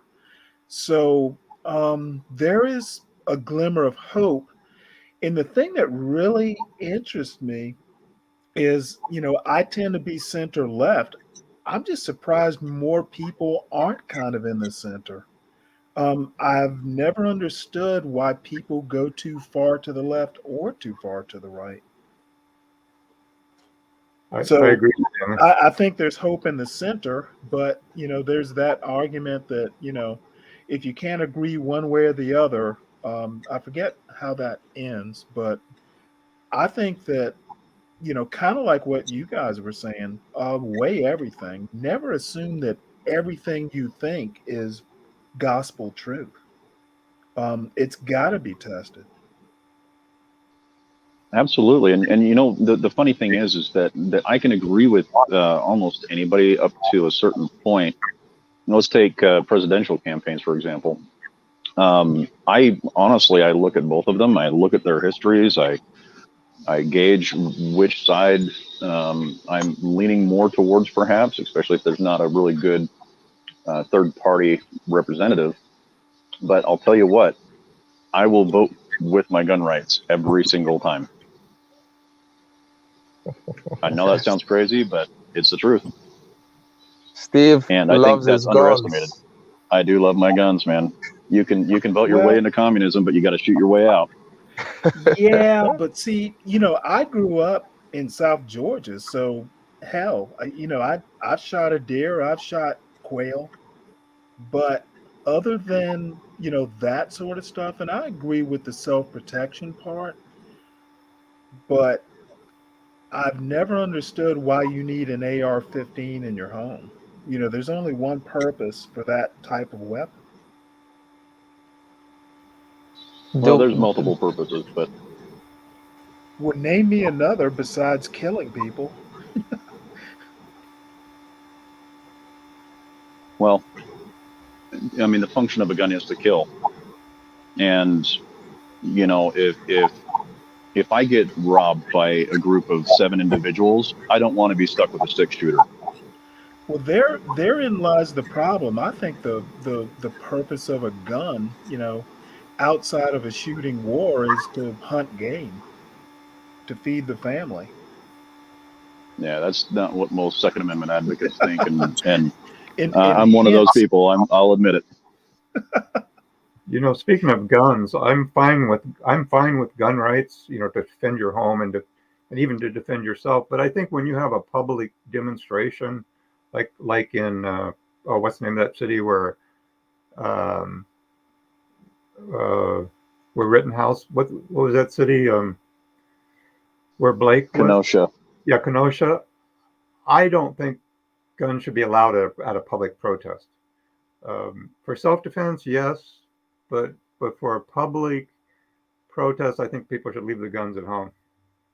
but I don't think well, I don't you think Kyle. can't limit it. Are you talking about Kyle or the protesters? Which was I'm it? talking about everybody. I mean, everybody had guns there. The people on the left had guns. The counter demonstrators had guns. Yeah, because they were burning down businesses and people were trying to protect Yeah, businesses, so they needed guns to do that. that's Yeah, I but don't see a problem failure with of that. the gosh. police, or failure of the society to not defend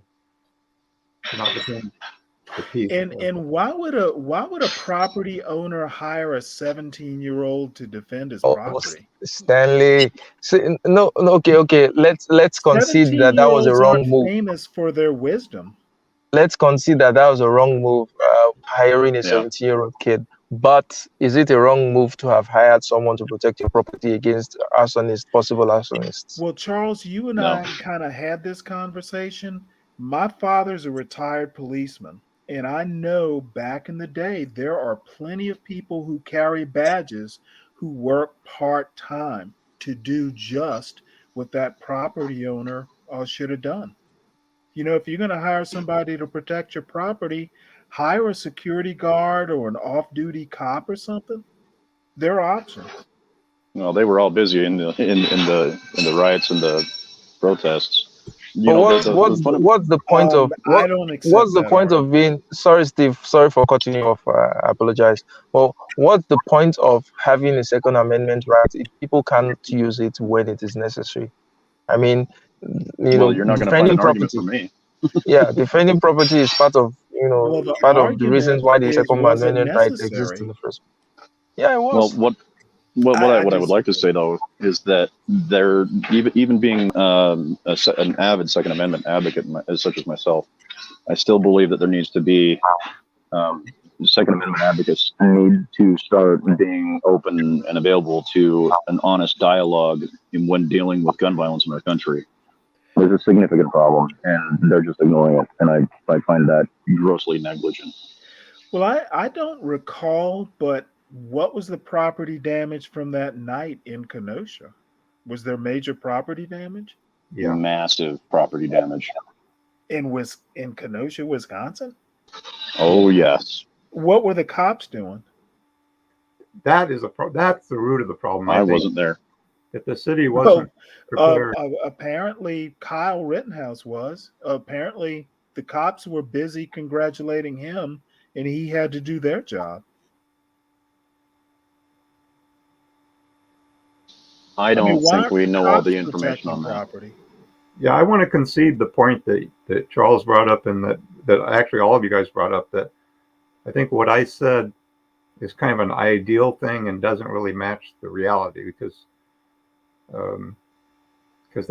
you could argue that they were defending lives and property, but it was just a messy situation. Right, Well, because my only contention is that I'm just not sure a 17-year-old would have been my first choice. And I know I'm hyperbolizing here, but I just think there were better choices out there. Well, I don't think anybody's going to argue with you on that fact, though, Stanley, because everybody, I think, immediately understood that what Kyle Rittenhouse was involved with was a ridiculous situation for him to be in the first place. So it's more along the lines of conceding that fact and understanding that there's a valid argument to be had there. And I don't think even avid Second Amendment enthusiasts such as myself is going to disagree with you. I mean, you're more extremist might, but I'm not going to, because you're absolutely right. There's a serious issue with the whole situation involving Kyle. But to a larger extent, we have a much larger problem with the fact that we're still seeing a lot of gun violence in many locations across the country, multiple mass shootings. Like, we've got to start being proactive about this instead of just burying our head in the sand and ignoring it. I agree.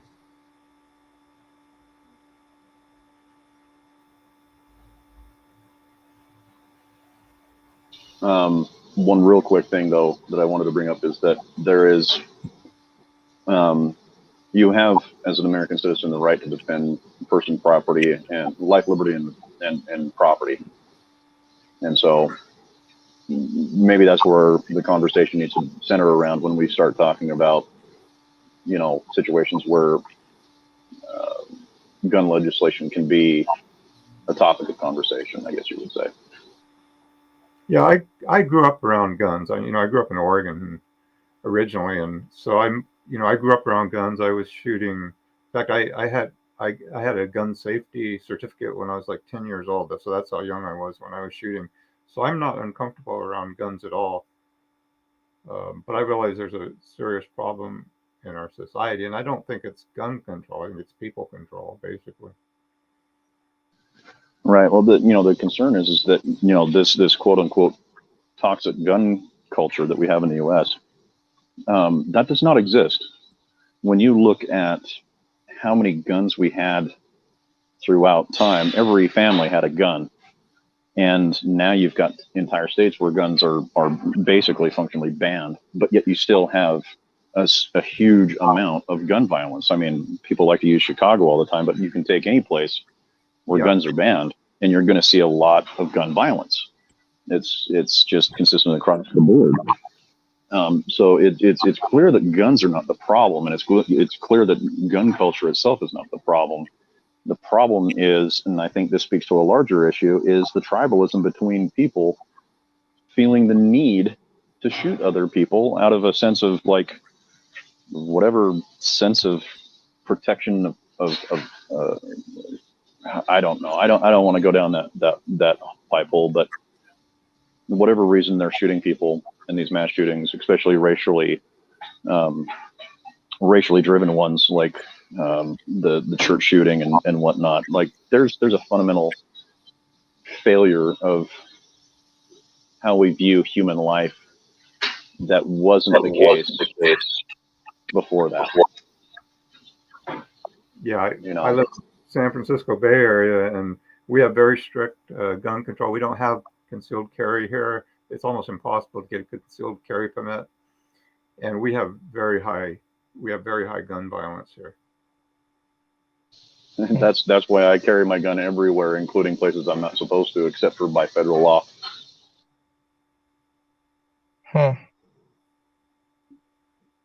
But do you think that America's gun laws are they're outdated? I mean, I can understand how they arose in the first place because it was the Wild West and government wasn't just effective enough to be able to protect the people. So people had to be able to protect themselves from criminals, from marauding Indian tribes, from themselves and all that. But in the 21st century, where the police is much more responsive, do you think that such laws shouldn't be phased out? I mean, don't you think they should be phased out? No. Why?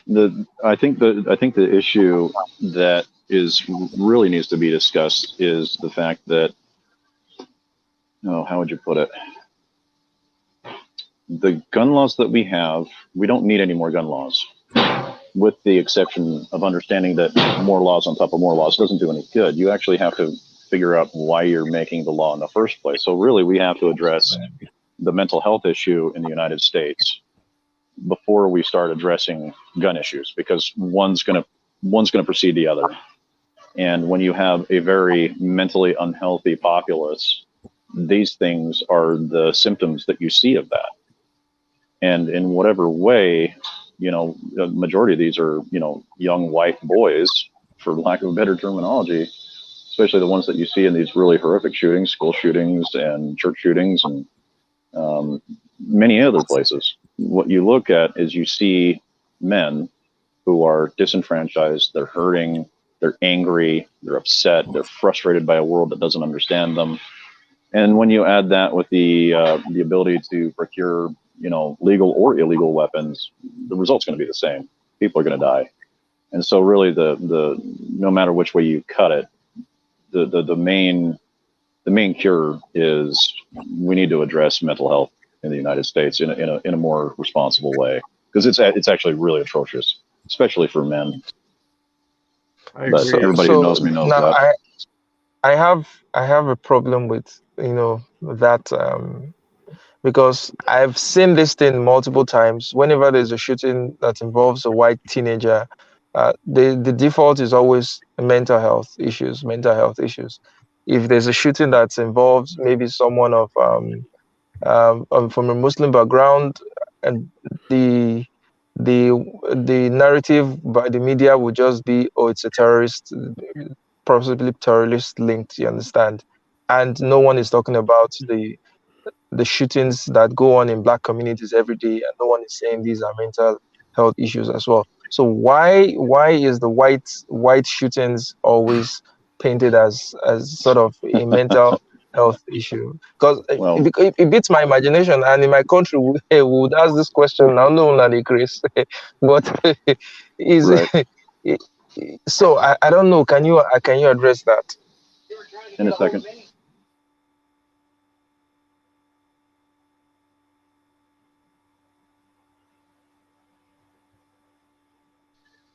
Sorry. Yeah, I can address that. So, I mean, it's not a one solution fits all kind of a situation. And you've also got a problem of media. The media, I mean, like we've discussed on this show before, is the trust in media has dropped from, what was it, 72% in 1968 to just a little over 36% today. Why? It's because everybody knows they're being fed some bullshit narrative, and we can't even trust the news that we get anymore because we know it's so dang bloody biased. And so we can't even trust the facts that we are given. And, when, yeah, I mean, shootings in racialized black neighborhoods is an issue, and we do need to address that. And we need to have conversations around that. But what you're doing is you're basically just locating all the places that we're not talking about, which is I think is valuable. But trying to convince a nation to have that conversation, that might be a little bit more difficult. No, my question is why are shootings involving white boys or white young men usually defaulted to as mental illness as the explanation? I think I don't know how accurate this is, but from my observation, almost 9 out of 10 of those shootings would always be, well, it's mental illness. Well, it's mental illness. Why? It just seems like an excuse to me. Well, I don't want to speak to how the media covers these things because, again, I don't even trust the media myself. But what I can tell you from my perspective is it's clear that these boys and men that do this kind of behavior are clearly mentally ill. It's just as plain as the nose on your face. But so I don't know how to answer that without having a much more in-depth conversation with a lot more of the facts at my disposal. let me ask you a question though, because and I'm sorry, I had a huge weird power out. I even lost the cell tower. But the point about white people, white boys, who shoot up schools and stuff like that, being mentally ill. Charles, is your question why do the rules not apply to black boys? High crime rates in the inner city. No, two questions. One, the first question is why is it almost always attributed to mental illness when it's a white boy that's doing the shooting? Two, why, if that's the case, if we say mental illness is actually the reason why they're doing that, why aren't they applying that same sort of excuse to the black boys that are shooting themselves up in the streets? We could also say they're mentally ill, but they're just painted as criminals. You bring up a huge point. My answer is I don't know, but the point you just brought up is major and a great question. Which is what I was alluding to. I just, Stanley will probably have a better. No, you're perfectly fine. You explained it much better than I did. The problem is, yes, it's happening. The solution is nobody knows because nobody's talking about it. We're not allowed to have that conversation. Nobody is posing Charles's question. Let me take a stab at it for the heck of it. I think that a lot of times what you see, for example, in the inner city where I'm near, like East Oakland or something like that, is that a lot of the violence, a lot of the gun shootings are gang related. A lot of times it's related with the drug trade and rival gangs shooting each other. I do think sometimes you do have a lot of killings where like domestic violence and stuff like that, where mental illness might be a factor. And recently, actually, here there was a shooting where a homeless woman shot a guy out in one of the suburbs near here. And I think in that case, you could clearly say there was mental illness involved. But I think a lot of the high profile kind of cases where a white person goes off and shoots up a school or someplace like that, there's usually like a history of alienation, bullying, and in the case of the kid that recently, I forget where it was, that recently shot up a school, he had been drawing pictures in class that said, "Please help me. I can't help myself." Right. And that was in Michigan somewhere. Yeah. And there was another one in Denver, wasn't there? But you see, all those things are external to the white kid. I mean, mental illness is an internal thing. If he's reacting to, to bullying, to his environment and all that, that's different from him being mentally unstable. I mean, it's not a Well, natural response.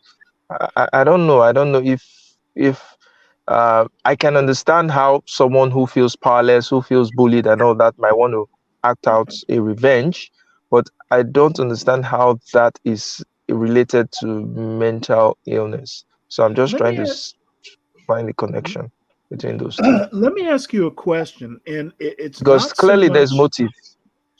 Because there's motive. The motive is to get revenge. And for the black boys, there's motive. The motive is, gang violence. It's to hit another gang. The motive is maybe tough wars, territory. So there's an objective motive, even with the so-called mentally ill person. There's a motive. They are feeling this. They're feeling they want to take a revenge on people who they feel is oppressing them. So Well, how is that mental illness? how about the environment? I mean, the one parallel that I see, and someone's going to shoot this down, but the kid in No Michigan. pun intended. I'm sorry, what? He said no The the pun intended.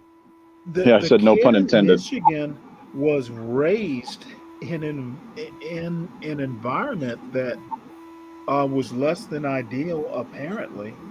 And I'm going to compare bad environment to bad environment. You're not going to tell me that some kid, who's a gang member, um, there can be parallels drawn with bad environment. I mean, we're Totally talking agree. young boys. I agree.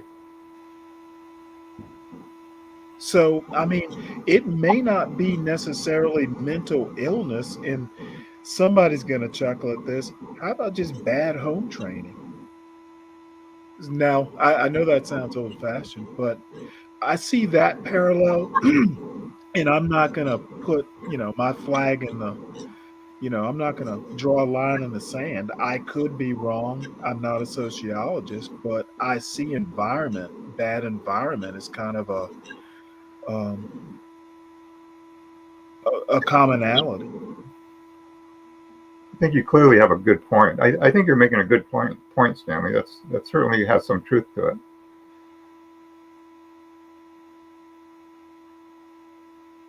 So, Um, guys, in about 3 minutes, I'm going to hop off. I just want to spend about 15 minutes with my family because it's going to be New Year in about 3 minutes. So I'll be back in about 15 to 20 minutes. You guys can continue the conversation in my absence. Thank Happy you. New Year, Charles, to you and your Happy family. New Year. Yeah, Thank happy. you. absolutely.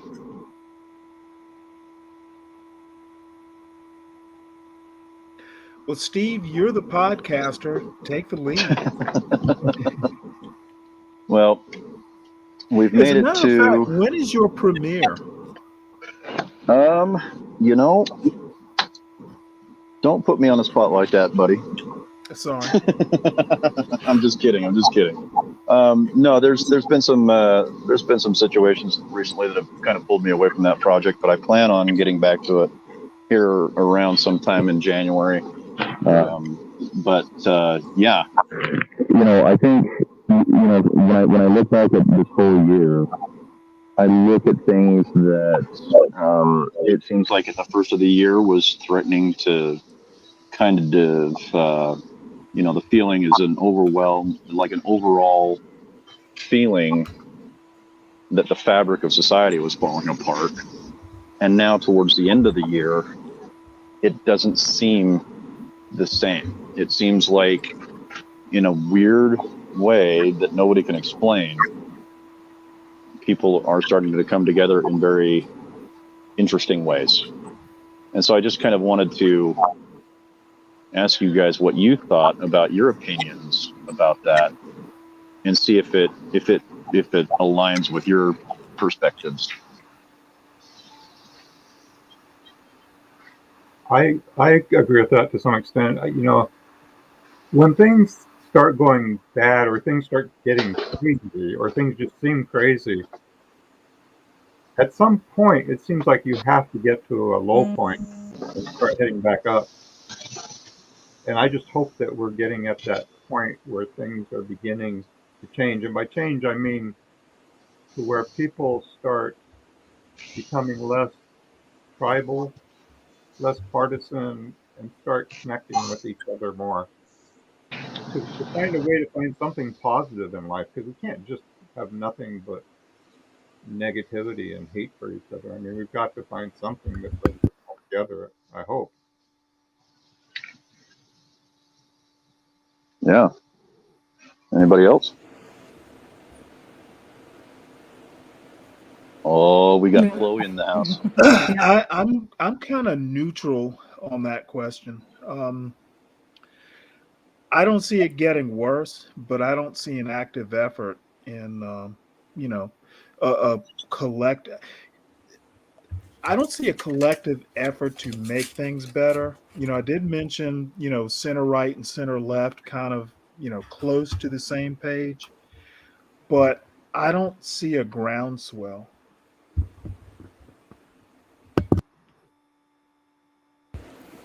Chloe?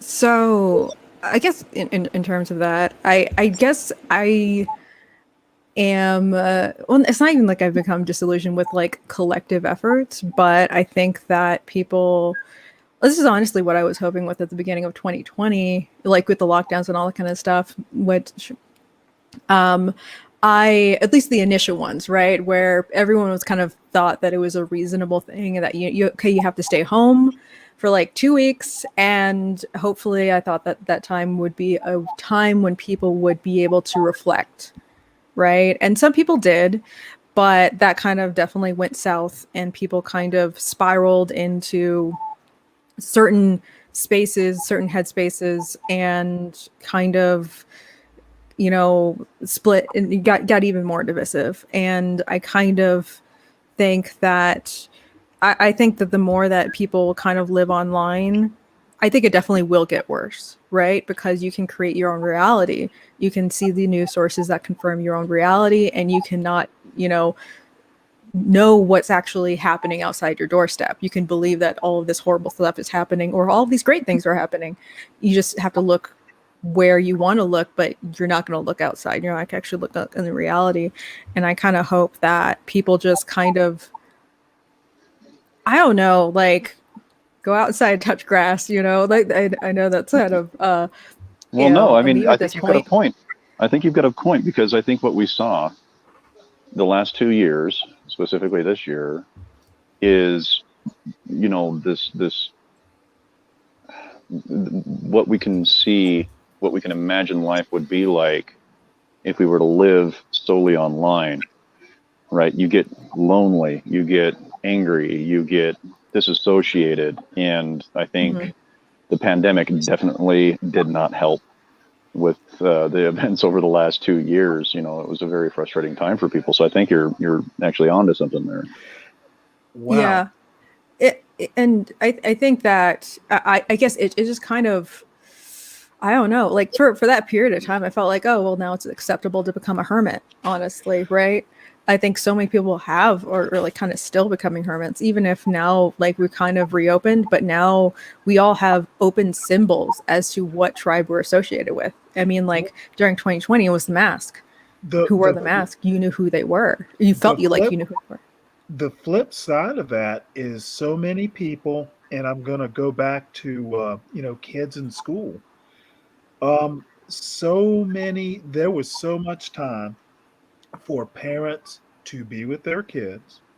There was so much time for, building relationships.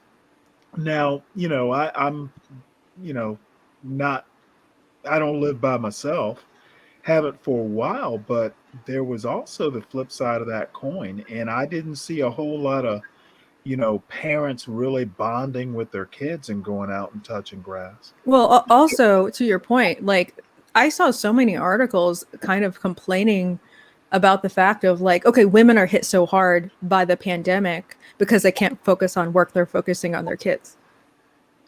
right? I don't Like see a problem with that. Where I know I know you don't see a problem with that, but I saw people making articles as if that is a problem. well, I'm gonna where were assuming they were married or had partners, where were their partners? Well, no, it's not even the it is the feminist kind of complaint that women can't be as active in the workforce as men are because they are taking care of children. And they're kind of complaining that still those social dynamics are still there, that, women can't just focus on work purely as much as they perceive men are focusing on work. Well, no, I actually like that analysis, and you've kind of unpeeled another problem. I agree with what you're saying. Don't get me wrong on Mm-hmm. that. The feminism part, that's a problem. But on the flip side, why do you think, and I know I'm going to sound like a non, why do you think that feminists took that point of view? Because, I mean, were they getting help?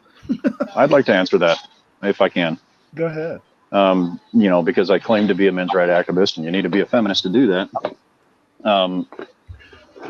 Statistically, women, when children are sick or school days are out, women tend to stay at home more often with the children than men do.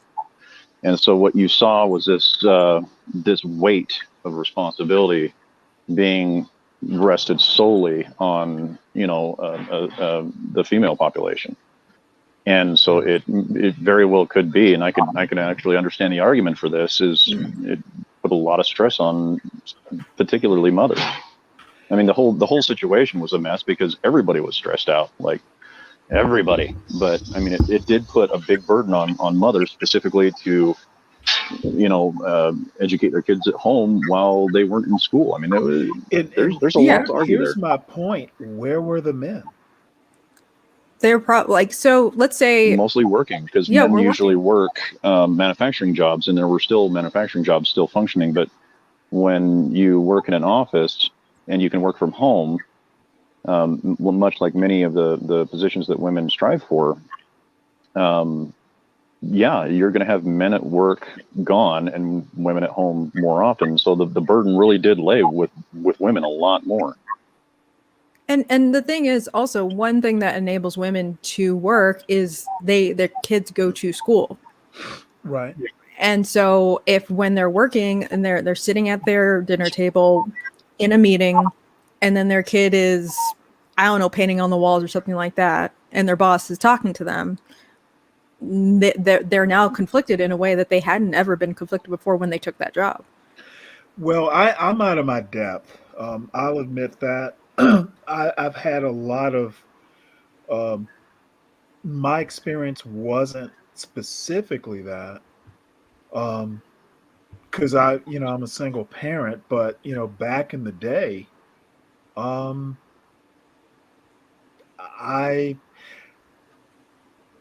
just stop here because I still wonder. I used to work, and my wife was a stay-at-home mom. But I also knew that, I got to go eat lunch every day. Um, my, sometimes I just have to bite the bullet and like, hey, you go sit on the porch, or you go. I just kind of wonder where the kind men are who actually understand this sort of stuff. But I guess it's not necessarily like, oh, the guy should just watch the kid more often. I mean, this is a daily thing, right? It's not like a woman needs a break every now and again. She's working full time at home, and the kid also still needs to be watched full time at home now. When you say working, do you mean like working online, or actually like just kind of like remote work? So I've been working remotely this whole time, right? And even so, like I don't have kids, right? And I'm not one of those people that view my pets as my kids, but still, there are times where I had to apologize, like, I'm sorry, that is my cat yelling. I'm sorry, blah, blah, blah, blah, blah. And that's like, that's a very mild case. But imagine, you know, that is your child that you see they're not paying attention in class, or they're doing something that they shouldn't do. Like, you are more legally responsible for the care of that child. And in this, like, you know, and I do something that is mentally intensive, right? Like, and that's what like a lot of office work is. I'm not lifting boxes. I have to pay attention to what someone is saying in a meeting. And then I have to do work, you know, like mental work, and I have to focus on it in order to get the work done. And something else, you know, literally knocking something over in the other room, Right. having to step away from it takes away me from working and focusing on this thing. And so, and because you know, like a lot of women, they, you know, if you're working remotely, you're doing office work, right? Are a lot of women in your situation? Because I've been an IT guy working remotely, you know, with a sick child or something like that. And being in the office is somewhat easier than working from home. You know, Yeah. there, you know, advantages to either situation. Are there a lot of women uh, with kids working high end uh, engineering jobs? Yeah. Maybe not engineering, but other jobs too. The part that I want to stay away from is assuming that one job is inherently more difficult than the other.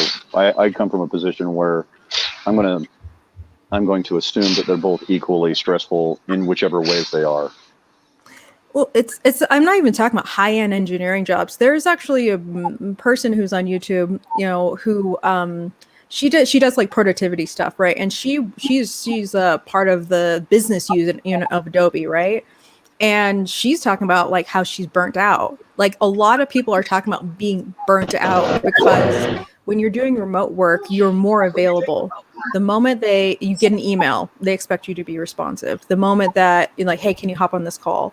You have meetings, all this stuff. And, you know, just in that level, people are getting burnt out without any kids. You add kids to that mix, you make it even harder. And especially if women are automatically assumed to be responsible for that, it's oh, Charles, mute your mic, bro. Happy New Year. At least I'm going to go back to my original argument, which was, you know, for the people who have kids, you know, kind of like the traditional family, it was a time that, you know, whatever the obstacles, you were all in the same house, and we'll assume that you like your kids. It was a time that could be bonding. yeah, it is, it can be bonding, but there is an added stress level if you're also working at the same time. I mean, just your whole Well, family that's sitting. life. Yeah, I know, but your whole family sitting in the living room, all on your laptops, obligated to do something on the laptop, isn't bonding, because the kids also have to do schoolwork too.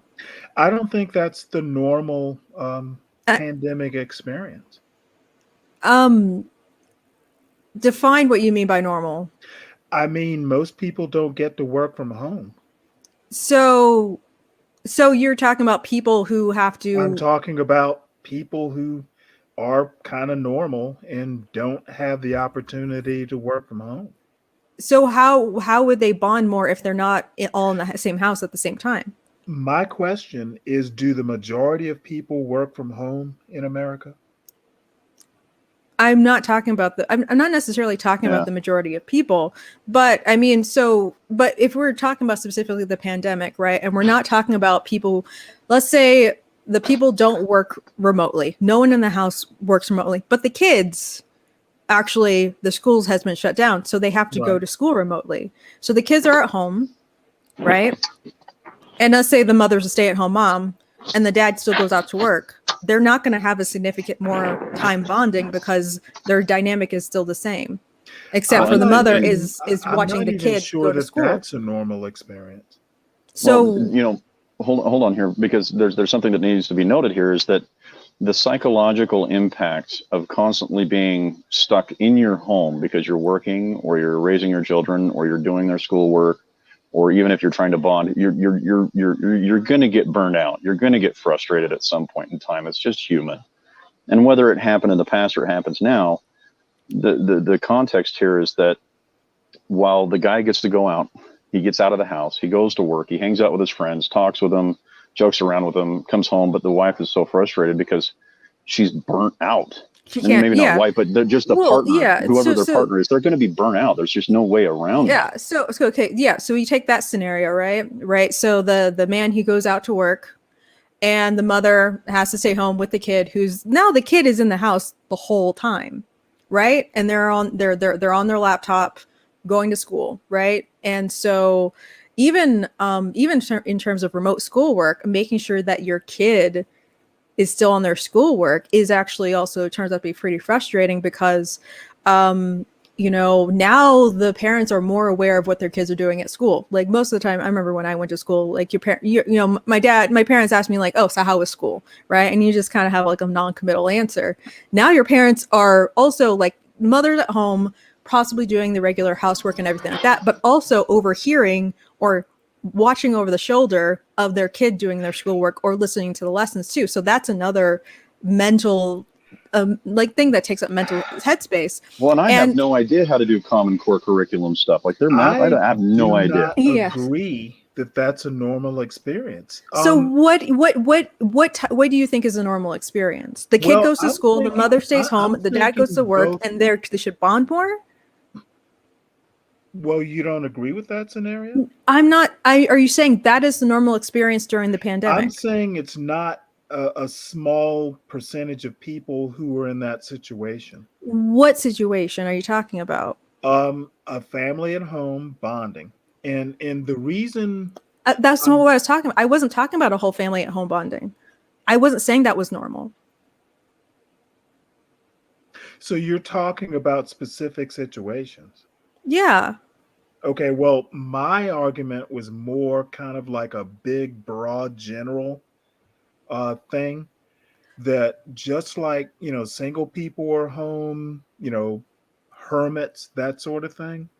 There was also a percentage of the population that had time to bond as families. So was really my only argument. But if you kind of were talking about remote work isn't normal, okay. It's not. So how could they all stay home and bond if they're still working outside the home? That's not my point.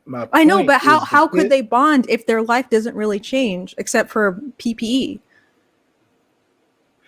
My point was, say 2 restaurant workers or 2 hourly wage workers got laid off from a job and their kids are home,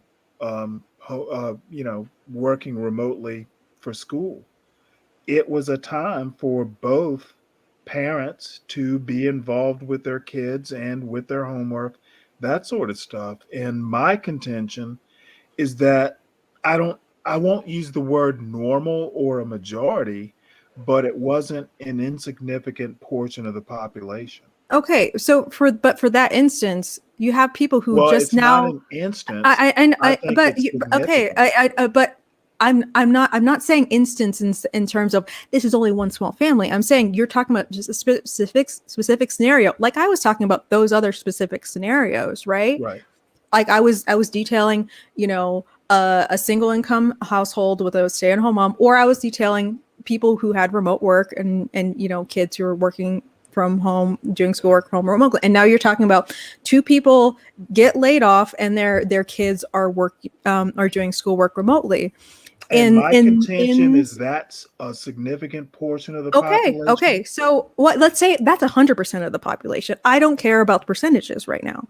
But in that instance, right, those people, like let's say they're restaurant workers, they're waitresses, or they're line cooks or something like that. They're also probably renting, right? Or something like that. And they lose their jobs. They're also kind of stressed out about how money, right? And I do understand people got $600 a week and all that kind of stuff.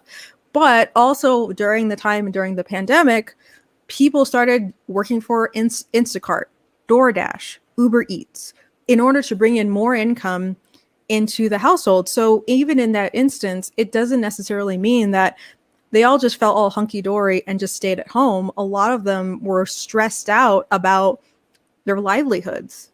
So they went out to look for work. So even I was naive enough to think back at the beginning of the pandemic, yes, people are going to bond more, but that's not actually how it turned out. People got stressed out, and it didn't necessarily translate to this kumbaya moment. Domestic abuse went up. Okay, I see your point. Actually, and so like it would be great to have a situation in which everyone sheltered in place, even if they lived alone, right? You could still use that time for self-reflection, to do all, like, there's a positive spin on any situation that you can be in to come out better than ever, or to make best of a situation. But looking at what happened during these past 2 years, even if we had the best case scenario in our head of what should have happened, other things happened, right? Like, there are kids who just completely fell by the wayside in terms of their schoolwork. So in terms of schoolwork, I have a friend, or I have a old coworker who he was actually had to push his son to finish his schoolwork because the way that it's structured now, it's very, very frustrating. And now he can actually see what his kid is doing schoolwork on. And, looking at math homework and seeing that the teacher is grading things wrong in the fact of, like, it's math. And it's like, that's funny. I've actually found mistakes in of that sort. My son banned me from helping him with his homework. Well, it's even worse in the sense of, like, looking at the teacher is grading something correctly when he noticed his son did something incorrectly, like, 3 + 7 is 11. That's wrong. Or, like, 7 times 4 is it, like, 7 times 4 is 21, like stuff, weird basic math stuff, right? Or he was looking at, like, what the teacher was assigning for English, and she had misspellings all over all over her documents, right? She can't spell and she's teaching English. Well, And I'm going to concede my argument. Maybe it's not the way I thought it was, but my ending statement is maybe I'm just too Brady Bunch or something, but some of the problems you brought up, and maybe that was the whole point of the pandemic. Gosh, if I'm wrong and you're right, then we have huge problems. Well, to tackle a specific, a really very, very niche subject here, people were spending more time with their kids, and especially bonding. And in some ways, you can evidence that by the increase of recreational vehicle purchases, like the RVs. Purchases went up, like, I'm not kidding you, like 2,000% in the year 2000. Like, people were getting out of town. They were going camping. yeah. There was a huge increase in a lot of different recreational. I mean, you couldn't even buy a razor. You had the only way you could buy one is you paid the money and they gave you whatever came in. You didn't have a choice about what you bought. Yes. But the people were trying to bond with their kids. They were trying to get out. It's just during the week when you've got work and business and children and school and a pandemic on top of that, it was stressful for everybody. But I still retain my argument that women did disproportionately suffer because of it. Well, I'm going to ask Steve and Chloe a question. Help me out here, because I'm older than y'all. What is the solution? Why? I mean, if you really think about parents not having time for their kids and all this stuff, I don't see things getting better if parents don't have the time to spend with their kids. And I'm sure this is some old leftist argument, but things aren't getting better. And I don't get the impression that, in the land of the free, home of the brave, richest country on earth, I don't see a whole lot of, hey, there are kids shooting up schools. There's like huge body counts in Black neighborhoods. Who is working on improving the environment for kids? So I think in terms of the inner cities and stuff like that, I think that like single motherhood is unfortunately an issue with that. I know, but I mean, that argument is 40 years old. But the thing is that if you have a woman who's like working 2 jobs, how can she spend more time with her kids? Hence my question. And so, how do we improve the environment for kids? So, but you're also like talking about like parents bonding. Like that was another question. Improving an environment for kids is a slightly different. Is a different thing than like how can we improve environments for kids? That is part of. We can improve an environment for kids by involving the parents more. Yes, but how can we like so? And it's also a different issue in terms you're of kind of answering the question I asked you. We can't as it is. Yeah. So, but like, but the kind of, it seems like the solution is, or not necessarily the solution, but like there's a different hinge point depending on these different environments, right? Like for example, like, like a single mother, she's working 2 jobs, right? She has like that time crunch right there. Like she can't have a time machine in which, or like Understood. a certain, like to like make double the amount of hours in a single day in order to support everything. But then it's also different in which, you have 2 parents, working full time, upper middle class, who are just dedicated to their work and just kind of send their kids up to their room to play video games because they're too busy.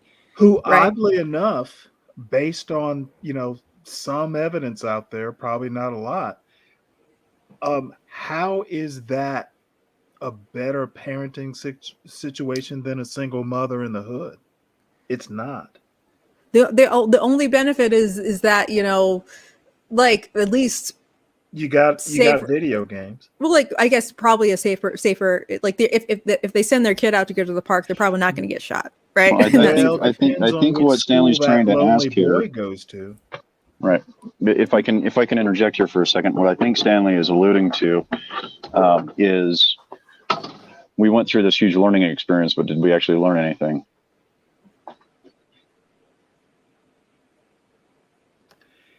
Exactly. So, and I don't see anyone talking about lessons learned, except here, maybe. Well, I think in terms of, kind of getting back to the things that I hope that people would get from the pandemic, in which some people actually did learn lessons, right? And I guess getting back to, some women decided to leave the workforce. They realized that they liked hanging out with their kids, spending more time with their kids. And when there's a whole nother topic we should address too. Yeah. Push comes to shove, they realize, I don't want to deal with this rat race. I'll just be a stay-at-home mom. Let's just move. And if people are working remotely, let's just move to a different state where there is a lower cost of living. We can buy a bigger house. We can actually get a yard. We can actually have the kids go out and run and play. And rich New York City people. And it's not just even just rich New York City people, probably also people from California. Yeah, people from Washington and all that kind of stuff. People who realize that, and there is a certain privilege of having a well-paying job while being able to work remotely. And people leveraged that. They went to Texas, they went to Florida, they went to Wyoming. Hell, they moved to upstate New York. Yeah, they moved to a bunch of different places because, I think I'm teasing you. I think that people, appropriately should, when the situation changes, right, and they're having to face their situation, you should do a cost-benefit analysis. Is this worth it, right? Is this stressful job worth, me, being impatient with my kids and not having enough time and blah, blah, blah, blah, blah, and then paying, such a high cost of living, and such as like a tissue box when you can't go out as often and all that kind of stuff. And people, I feel like they made the best choice for their families. And I like seeing that instead of seeing people kind of, I prefer seeing that people actually acting on, implementing change in their lives and, doing a cost benefit analysis instead of just complaining and not changing anything. And so some people did learn from it, right? Some people, they've The people who could afford to learn. Well, sometimes, but I want to interject here. So a couple of good things that we did learn is a lot of corporations learned that the employee doesn't have to be in the office anymore. Therefore, they don't have to rent that big ass office anymore. And a lot of people started to begin to move because they weren't tied down to a specific location anymore. They could freely travel wherever they want. And many, many people started flooding to rural areas so they could raise their kids in an environment that wasn't in a city.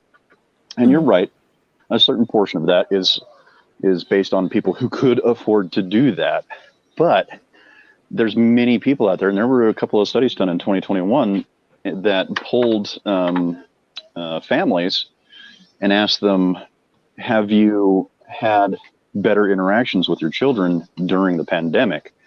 And an overwhelming majority of them said yes. And as a matter of fact, it factored into changing their jobs, changing where they live. Their overall happiness went up eventually once we got used to this stuff. The federal government saved a buku amount of money by not having to heat offices. There were a lot of really, really good things that came out of this. And I hope that we can hold on to that and learn from those instances, because things need to fundamentally change. And to continue this, go to the work and go to the office from 9 to 5 and work your butt off and come home, we finally realized that doesn't have to be that way. We can just be at home. I don't think that, I can't throw a percentage on it, but that is not the majority of people working in the U.S. The majority of people don't have that option. And I'm not making, I'm really not making a point here. My point is the lessons learned seem to be for people who can afford those options. And, Okay, that's a valid point. I understand that, yeah. And I'm not going to beat this dead horse. You pretty much know where I'm going with this, but well, let me steel man you first. Let me steel man you for a second here, Stanley, because I think you're onto something that I don't think that we acknowledged, which was okay. So it worked out for a majority of people. Well, no, I want to steel man you. So what I'm hearing is, from a valid perspective, is that there's a certain group of people, mostly in a predominantly and I know where you're going to go with this.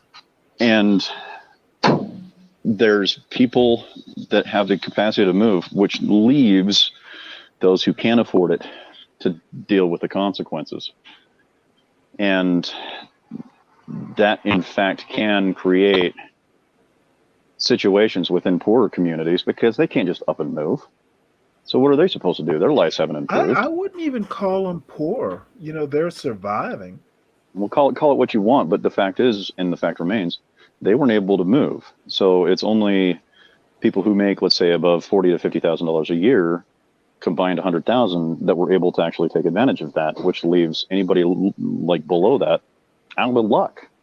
I wouldn't even say. Did we learn anything to help those people? Well, the thing is that even there. Even like a bunch of, let's say, upper middle class, like people leave a particular city, right? And if we're talking about a city, it probably has a higher cost of living. There is a benefit for people who are left behind in the fact that there's less demand for housing. So housing might go down in that kind of instance, especially if the people who make the most, who can spend the most, are leaving. Well, that's actually not. I don't know that housing prices went down. As a matter of fact, I'm talking about like rent, right? I'm not talking about buying a full-blown house, because housing prices are going up in places people are moving to, like in Texas. Oh.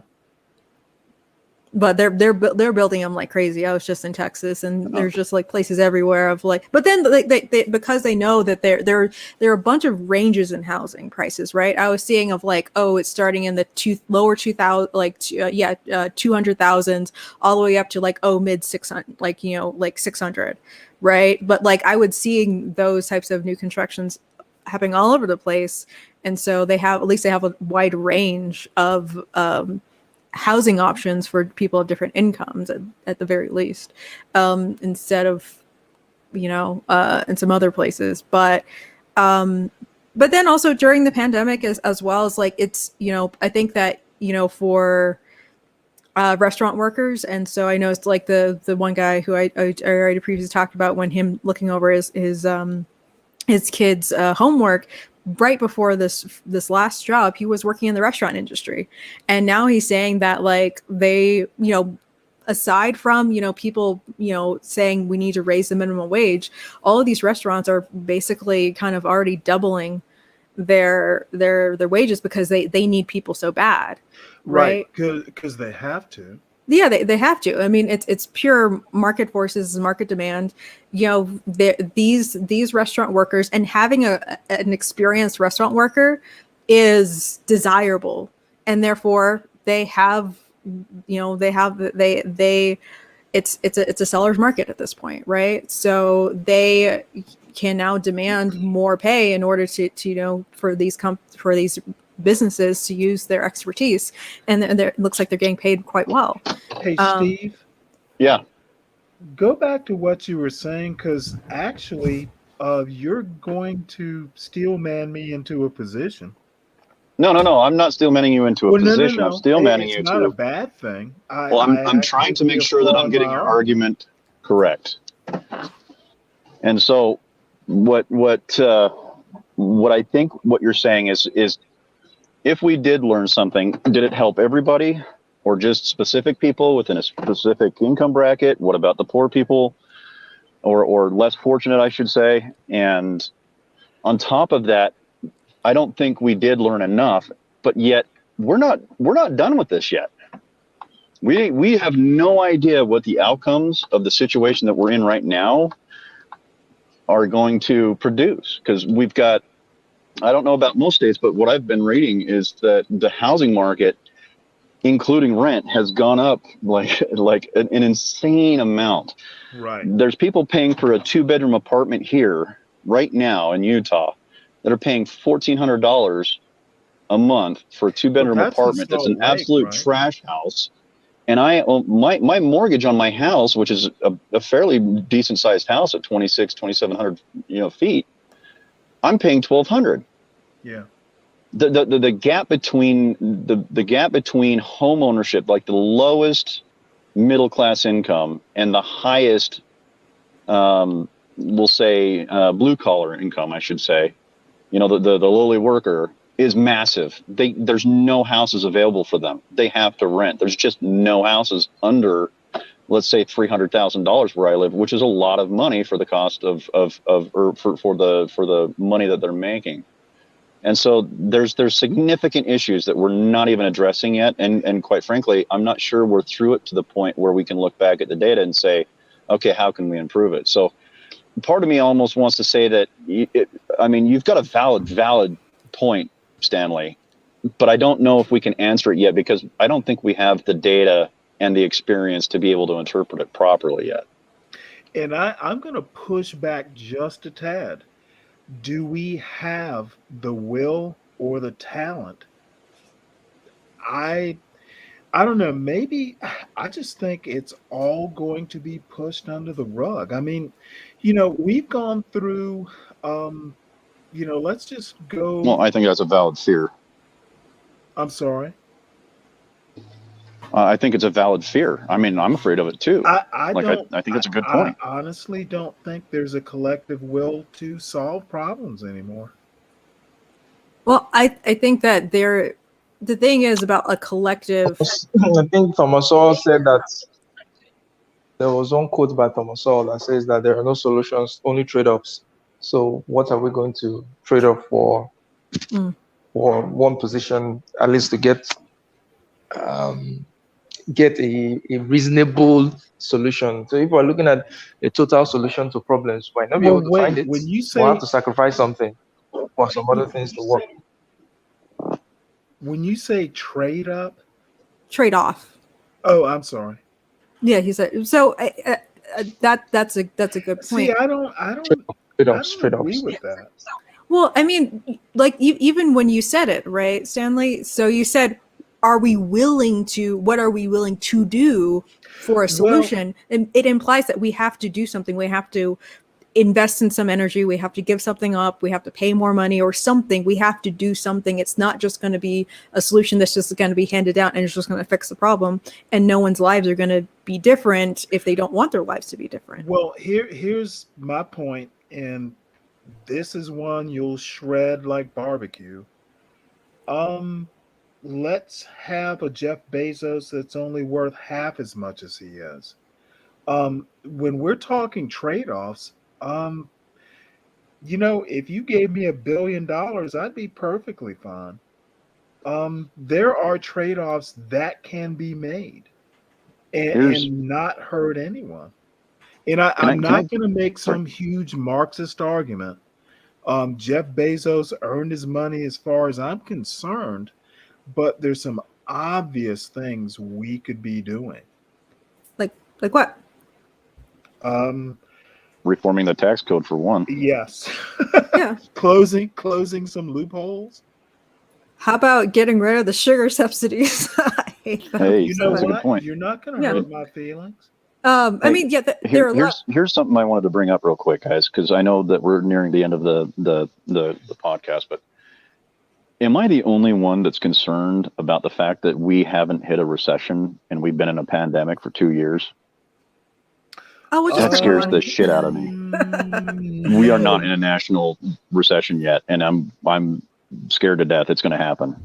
Like, that's a non-question, and actually, I'm not going to bring up Marx right now, but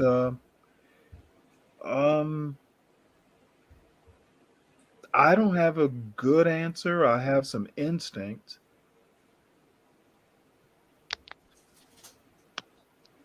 Sorry, I didn't mean to switch topics. It's just something. No, go ahead. Well, no, I mean, here, he can answer that question. Well, yeah, and I'd like to hear Anand's opinion on this. Is what I'm concerned about is the fact that we never really hit a recession. I mean, it got close, but we never did. And right now in my state, the unemployment rate is 2.1%. So the problem isn't people looking for jobs.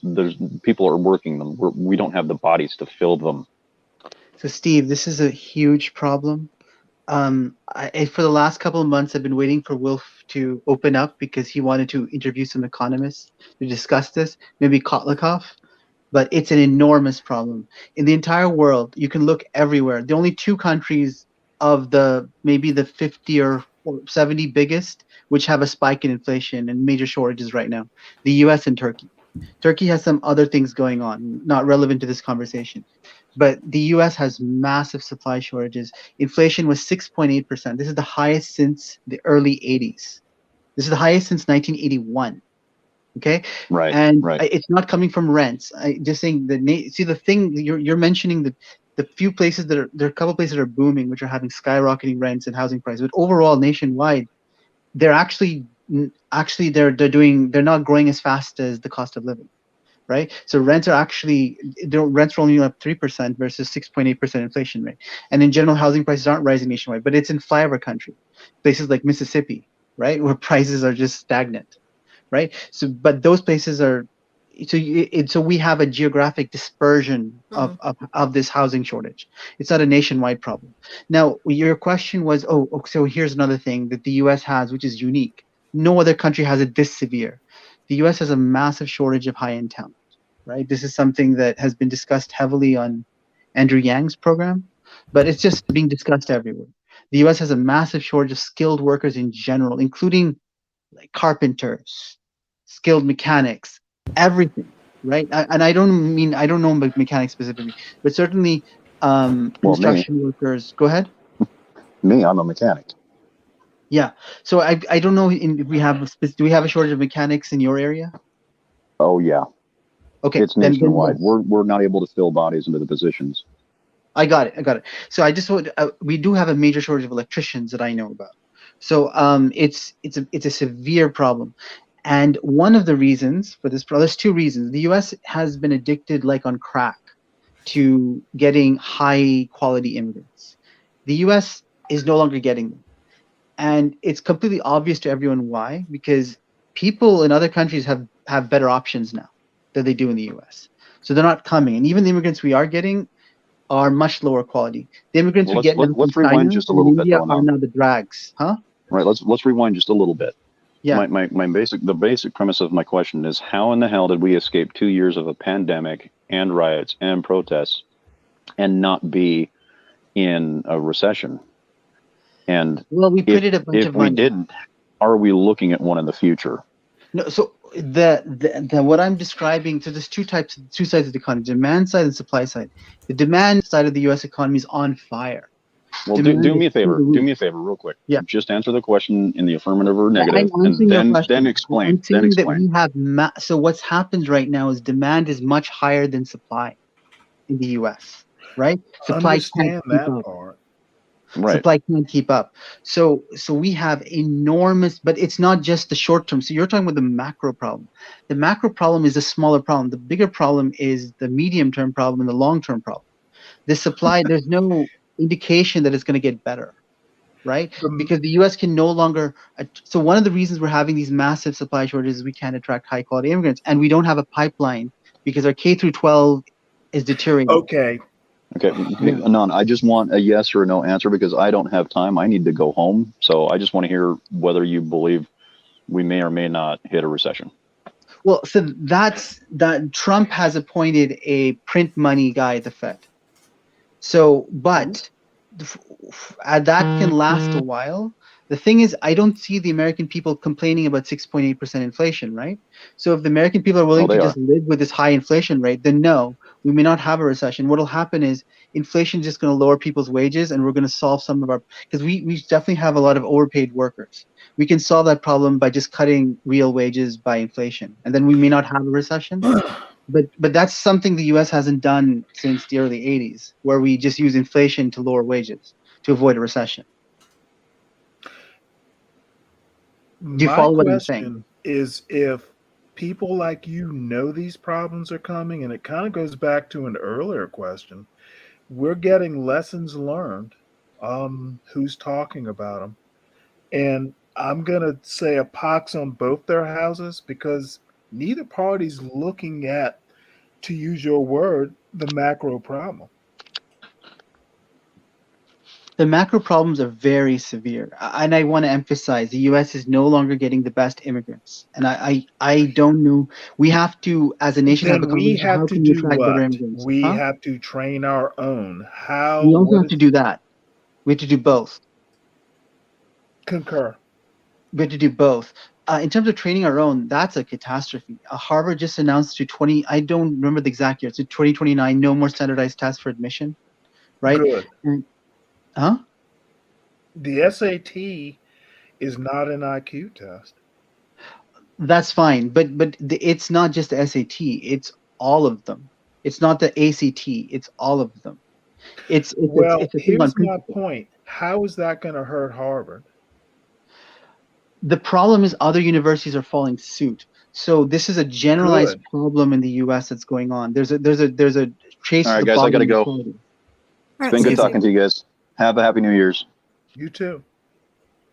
We're masking our problems. So we have a couple of problems. We have a growing gap between ADOS and non-ADOS, right? In academic scores. And we don't want to deal with that. We also have a growing gap between Asian scores and Caucasian scores, which is even growing much faster than that. How is leveling admissions into Harvard really going to hurt the country? Well, because Harvard sets an example that everyone else in the world follows. That's why. It's if it's just Harvard, this doesn't matter. It's not just happening in Harvard; it's happening everywhere. Right? California already banned the use of standardized tests, not just for undergraduate, but for graduate admission. The GRE is banned, the GMAT is banned, all of that for the UC system by act of the governor and the legislature. How is leveling a playing field bad? So, Chloe, okay. do you want to get into this? So I understand Stanley's point of if you're looking at the perspective of the SAT is only a measure of how rich you are. Is that is that kind of? No, actually, it's not an IQ test. Is my point. I think the ASVAB, the military proficiency test, is a better IQ. So the thing is, I never looked at the SAT as an IQ test. Well, there are those that do. I know Especially in a meritocratic argument. I know that there are those that do. Which Go on, Charles. Charles? which We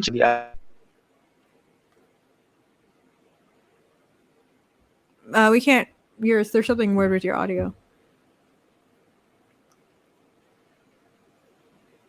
Okay, did you get my question now? No. I was asking, can you hear me now? Yeah, we can hear you now.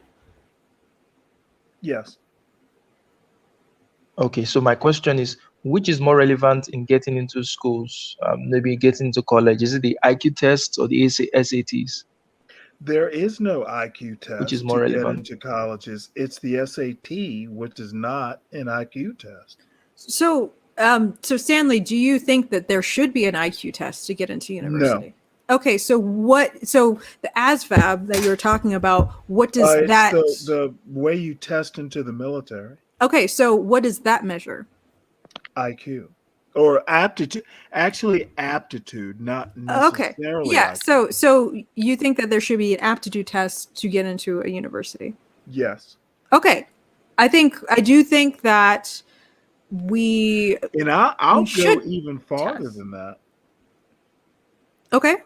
Just to tell you, I don't have a problem with having a different test. Yeah. But Now, without any it can't standardized be the test, that's same the one problem. we use to get into the military. It can be modified, I'm sure.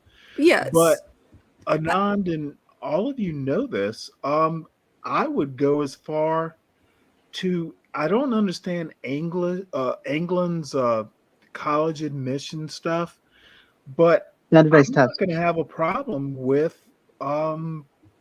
something like Germany. The last time I thought about it, if you're going to come here, you're going to have to be a certain way. The SAT is not a good test for doing that. And I don't really understand the European like A levels and stuff. Yeah. They have standardized I tests, don't have a essentially. problem with that. Yeah, so I understand that you but have it needs to be the right test. I don't think the SAT is. So your issue is specifically with the SAT The tests. So I think Anand's idea is he doesn't like the removal of all standardized tests. Well, right? Then someone should have come up with a better idea. I agree with him on that point. Yeah, so I think that's his contention. I don't think he's specifically wedded to specifically the SAT. And I do understand that there are issues with the SAT. I remember there was when I was around the time I was taking the SAT, there was like a shift in taking it before, they had like the essay portion or all that kind of stuff, and they were basically they were adding an essay or something like that in order to basically privilege just native English speakers or something like that. And I think I tried to take the early one, like the older one, because I heard that would get my test boosted, but it didn't matter. I ended up going to like the university that I was like 20 miles away from anyway. But yeah, the thing, so I guess I'm probably similar to you, Stanley. I'm not necessarily wedded to like the Ivy League kind of institution anyway. I think that they are kind of riding on an old legacy that is kind of being propped up at this point, that it shouldn't be as relevant to a lot of people's lives as it actually. Well, I'm gonna interrupt just to make a slight joke. They should become more equal after I send my son to Harvard. then they can become. But the joke is, they're perfectly good universities around here. Yeah, I'm not against Harvard as a tradition or Yale and all that stuff, and I think they should be hard to get into. I just don't have. Like the thing is, I think that we should see Ivy League universities in general as what they are, because a lot of legacy kids. So like if you're Right. if you go to Harvard, it doesn't necessarily, I know they want to have the appearance that it means that you're high quality, but it could just mean that your parents are rich. I would push back just slightly, but mostly you're right. But like I guess the thing is, and for really, really high talented students who do get into those places, even from what I've seen, it takes them, it's the mental health of those kids are actually also not that great, because like let's say you have like 50 valedictorians from 50 different high schools across the country who are used to being at the top of their game, and then they're all in the same room with each other, and for the first time ever 49 of them are not the best anymore, and they're all miserable. Only one can be on top, right? That is a huge point. And so like, but then there are a lot of, and so you were taking the brightest and the best and putting them all in the room, but it's kind of like too many cooks ruin the broth. It's a pressure cooker. But then a lot of these kids could probably shine so much more if they went to a smaller university, a local university. They probably could get the attention of a researcher a lot better and do some great work if they're not under that pressure cooker. And that's one reason why I don't think we should focus on these Ivy League universities as much, because like the prestige of it detracts from what a real education is for. It's not just prestige, it's actually learning something. Well, see, I would go. I have a question. Mm-hmm. Guys, can I get the question in, please? Sorry for cutting you off, Stanley. Now, I've heard this talking point a lot of the times, and even Thomas Sowell says it, and I don't know, it doesn't sit well with me, because okay, you're saying that there's some kids that will do very well in certain schools, but they will struggle in Ivy League schools. Isn't the purpose of education somewhat to give almost everybody who's going to university the same level of capabilities and capacities? I mean, if they come out of the universities, are there going to be separate jobs that require separate capabilities for people who went to Ivy League schools and people who went to a lower rated school? So why is there a distinction in capacity in terms of people who go to certain schools? Shouldn't the idea be to educate people to a similar level of capacity, irrespective of the school that they've gone to?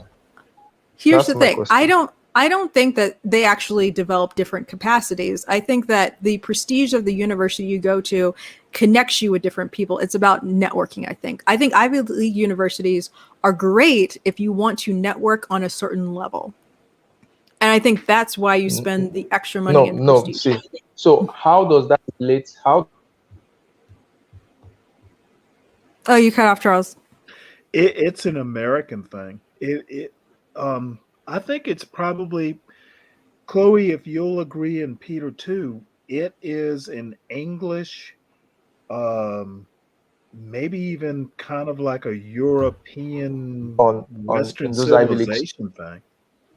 So I have to ask you a question, Stanley, because you're a well-read man. Have you read Ebony and Ivy?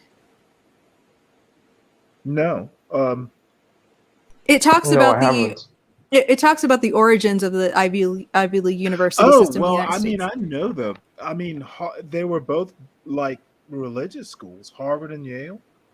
Yeah, they're religious schools, and but King's College, which is now Princeton. Yeah, I know that stuff. Well, yeah, but I mean, like, one of the big reasons why it was where, I mean, they've always been elite schools. I know, but I mean, the reason why I think it was a historian at MIT that wrote the book. I don't know why I'm looking for it. Which is a contradiction in terms. Yeah, but the reason why the Ivy League university system kind of really took off was because, I think it was in the South, slave owners were, sending their kids to European schools where they wouldn't learn anything relevant to Chloe, the business. that's not my question. Yeah. I'm just to repeat my question. Well, no, let her finish her point. No, I was just mentioning the book because I think Stanley would be interested. Well, no, go ahead. And Well, Chloe, I want to hear. Actually, that's interesting. so they were sending their kids off to European schools, like finishing schools, but when they would come back home, they wouldn't necessarily know how to like run a plantation, right? They wouldn't know a bit like how to run the business. And so these schools that used to be religious schools that, were trying to Well, educate. I don't think Harvard and Yale were like that. Princeton, Columbia. Like Duke, I think, but it's they had to have a school system, a higher education school system in the United States to service American, like especially richer Americans, right? So I think that's why the American system, especially in terms of universities, kind of started different and kind of are a little bit different than European ones. Can you, when you think about it, can you send me the link to that book? Yeah. But let's get back to Charles's question. Sorry, Charles.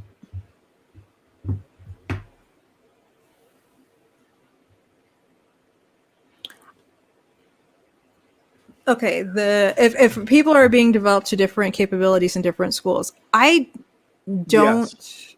Well, I think it depends on one. It depends on what you're studying. Now, when you say schools, do you mean universities or K through 12? I think, are you talking about universities? That's actually for Charles. When he says schools, that's kind of generic. So my question is, let's say Harvard. I hear a lot of things about kids being mismatched. That this black kids will do very well if they go to this school, but because they are sent to Harvard where it's a school mismatch, so they struggle and then they fall out. And I ask my question. The question is, why would they do very well in this school and struggle in Harvard? Are the capacities, are they being developed to different capacities in Harvard and in these other schools? Are there different standards? Because are they not going to compete in the same market? So why are the requirements for Harvard much more stringent? Which in a way, I don't know. I don't know if anytime that I've read those type of stories where they struggle, it's more like socially, and then it's like a more so of a peer thing as well. And so, like, let's say there is a, like, I've read of stories of where, let's say, a lower income student goes to Harvard, and they're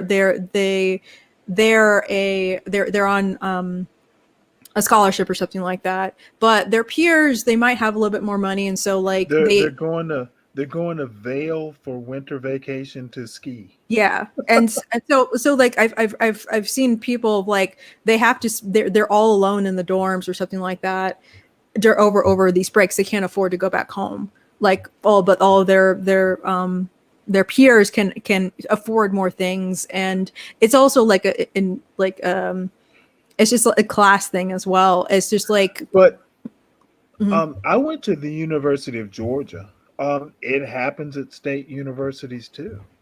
So I don't think that's unique. Maybe it's distilled or concentrated at a Harvard or something like that. But Amy Wax's argument is mismatches more ability, SAT scores, and that sort of stuff. It's not so much a class thing. Well, there is also the expectation of what you do. Like, so, and when I went to my university, there was no real expectation that I would go to all the parties or that I would go to or do all these clubs and all that kind of stuff. But it's the culture. It's the culture of it. Like, like there's certain universities that have a much more relaxed culture in which you can do your schoolwork and then you can go home and whatever, hang out with your friends and relax. But then there are other cultures which like for like Princeton or something like that, in which you are expected to socialize in a certain way with certain people in order to fit in, and that also takes a social toll. And I remember one of my best friends in high school, she went to Notre Dame, she was a legacy, but she was also, she was also valedictorian, no, salutatorian actually. And she, she was, went there really, really smart, but like the moment she got there, she really got involved into the social aspect of it, right? And her grades just suffered, but she was very, very social. And so she kept kind of hopping around in terms of major to find a less rigorous major in order for her to maintain the school life, which she prioritized as opposed to the academics. So the social culture of the school also plays a factor. Separate topic one of these days, Chloe. I want to talk to you about your experience at school 20 miles away. But it's a separate conversation. Sure. Because I have someone who might. So this mismatch, this mismatch has nothing to do with the capacities of the students to actually comprehend or do the academic work. It just has things to do with the social, cultural, and class environment. No, what you're it saying? depends on who you talk to. Chloe's contention, I've been through that. Amy Wax's contention, and not on the last Glenn video, but she has literally said that she never said this exactly, but her contention is the black law students in her particular classes aren't top notch.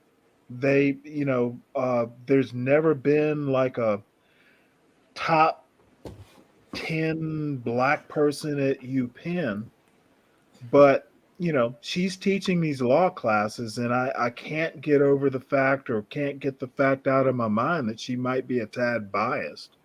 But Glenn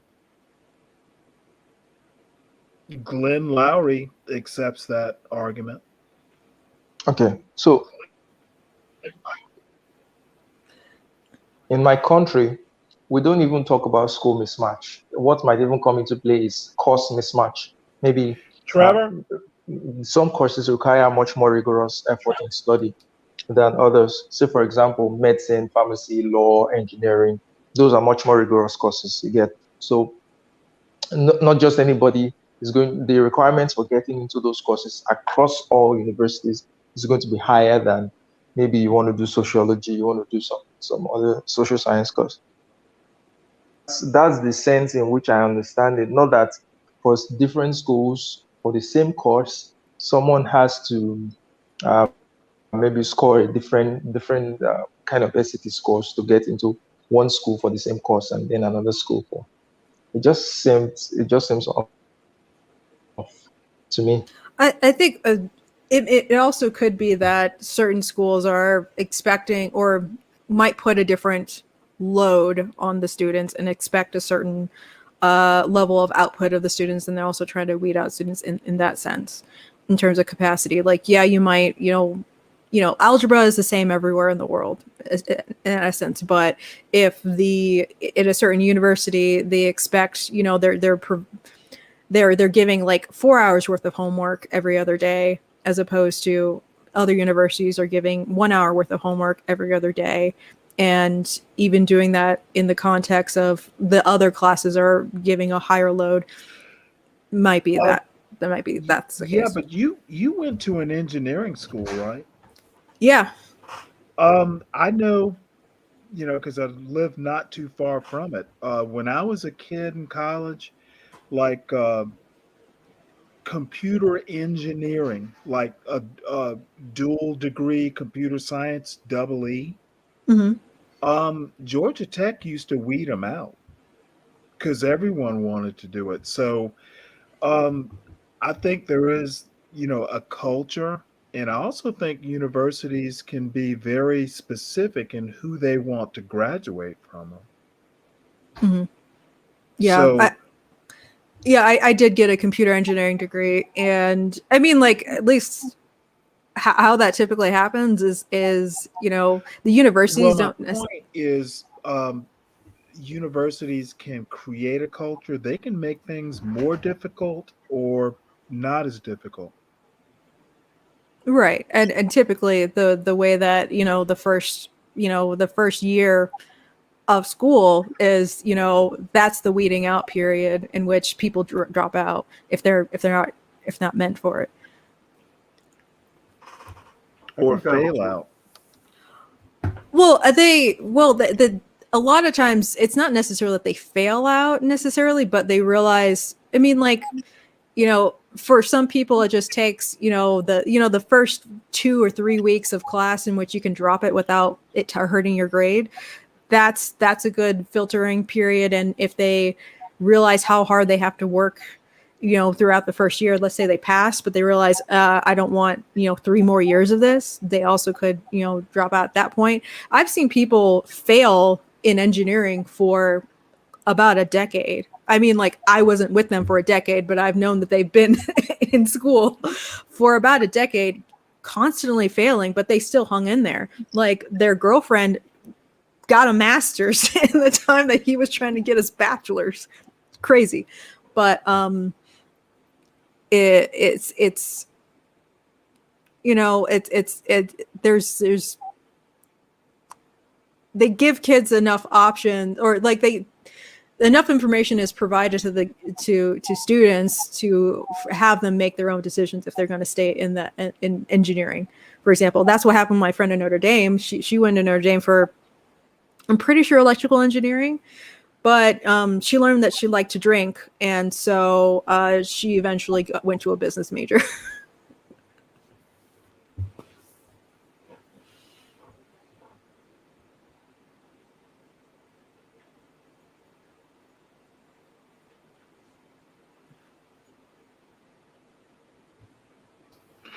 Hey, Peter, hop in here. Well, I was just What's your opinion on this sort of stuff? Because, I mean, you probably, as an older student, probably took education more serious than kids do anyway.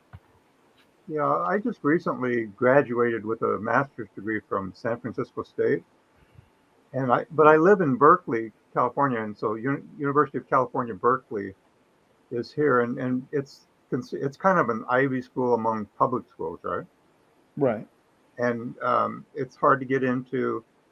And in my house, I rent a room always every semester. I rent a room to somebody at UC Berkeley because I'm in Berkeley, and the intensity of the two schools is are very different. UC Berkeley is incredibly intense. It's also very, very competitive. So the type of people that come here are extremely competitive because they want the status that goes with the school. And like everybody, the students that live here are totally stressed out. It's very demanding, very hard. I've seen students come here and like lose 35 pounds during a semester just from stress, and they're just constantly studying. And so I think there is a different level of well, I think homework is part of it. So they have a lot more homework. It's a lot more intense and a lot more competitive. And I wouldn't want to go there for that reason because I don't think I would enjoy it as much. San Francisco State, by contrast, doesn't have it has, my particular school, what I was in has a good reputation, but the school in general is not near as prestigious, but it's a much more relaxing environment to learn in.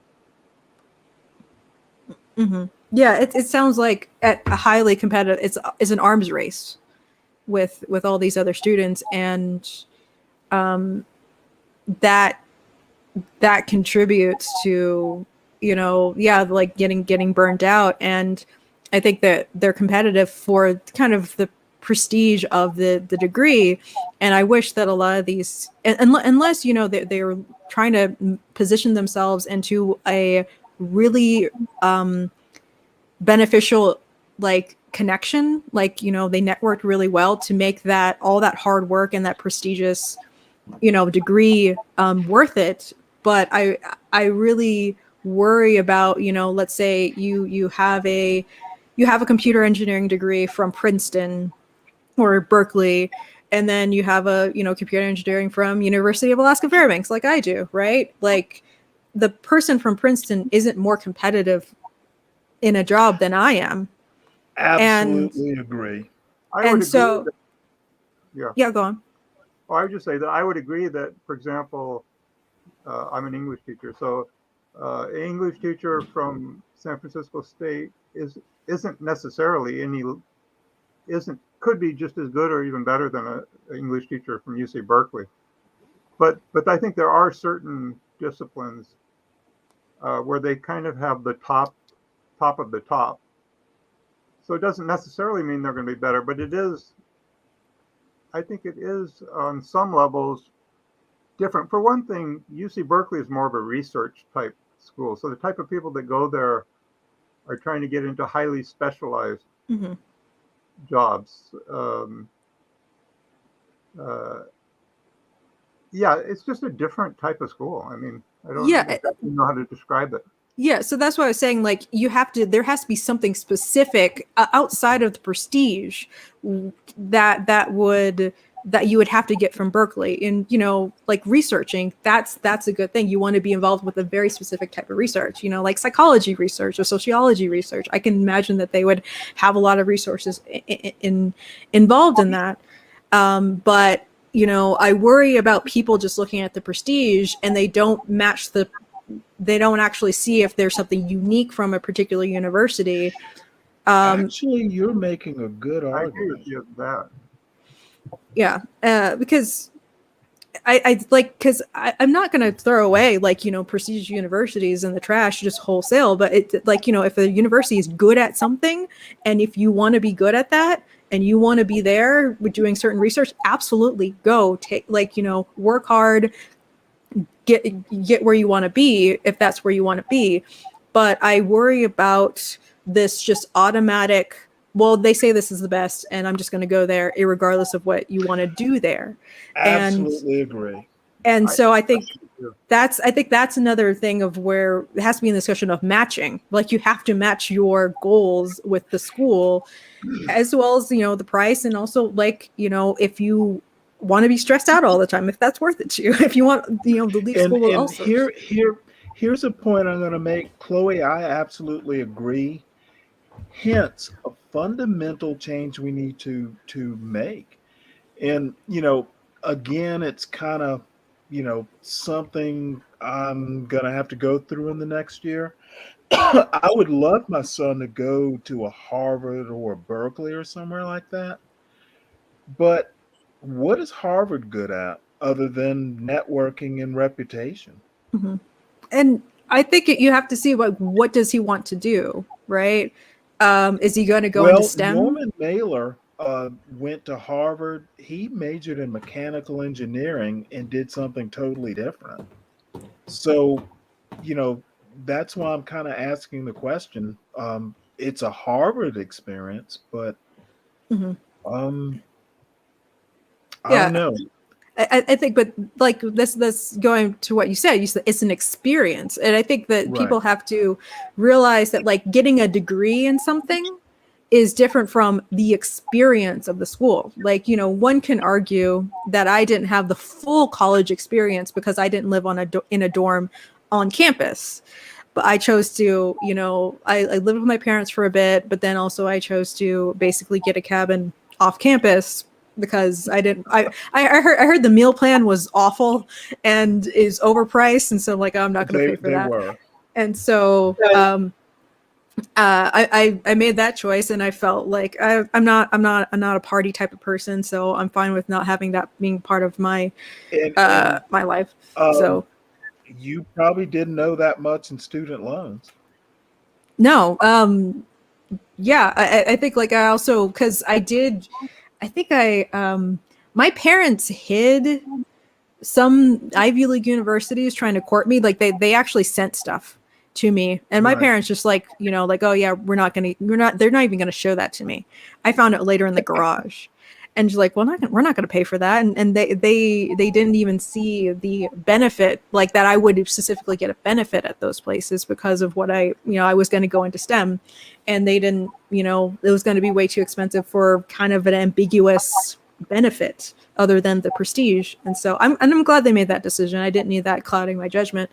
And even, my friend got accepted into Notre Dame. She was like, well, why didn't you go to like a prestigious place? And I'm like, I don't want to spend the money. And it's, math and science are the same everywhere. Why would it inherently be better at Notre Dame, for example? So, but, younger, I think, kids in high school and stuff like that, I wish that, there was a practical way of kind of giving them that kind of impression. And, Right. And especially, and my point is, maybe I'll just criticize the media, but it is hard to hear a Harvard graduate on MSNBC or a Trinity graduate on Fox News prime time. These people went to these universities, and I find it kind of hypocritical when they go, oh, well, not everyone can be a Harvard graduate. I think they're the wrong messengers. Yeah. Because I think that we need to actually see people be successful at, from other universities, right? Well, there are. But I think like, that needs to be, I don't want to say needs to be, or but like it just I'm trying to figure out like a way of saying it, but people, that's why I think that the Ivy League perception and the investment in the idea of them is just overblown. Like when we're talking about people getting into higher education, I think we should just stop talking about Ivy League, because that's not the end all be all. It's kind of like the Platonic ideal of going to college. We think of the Ivy League system when that's not even the majority of college experiences across this country. It's most people don't go to Ivy League schools. They go to, universities, like their state universities or something like that, or another like just a state university or a small local college or something like that. And I think we need to normalize like probably vocational schools, because we need them. We need carpenters and electricians and mechanics. But the one experience I remember, years and years ago, I had a boss who had someone come work for him who was from University of Pennsylvania, and he was just impressed. So I don't think it's a top down thing. I think there's also a bottom up, like, ooh, she went to Harvard or, somewhere like that. So I don't think it's going to be a quick fix, but kind of what you're saying, we need to really start rethinking what we think education is. And I don't see evidence of getting better about it. Yeah, well, I think that, rising school costs, and I think that's one thing. So talking about another thing about lessons learned about the pandemic, I think, going to these high cost universities, right? Like, you have to mortgage, like a few years worth is the cost of, a house, Well, there's a K-12, Andover, Dalton, some of that stuff. Yeah, but let's say, you're paying out the wazoo to go to Harvard and all that kind of stuff, but everything's remote. And so you're not even all that money that, those students are paying for even for local facilities, like, because I hear it's good buildings, good facilities, activity, clubs and all that kind of stuff. Good point. And with the pandemic, you're still paying that price, and you can't do any of it.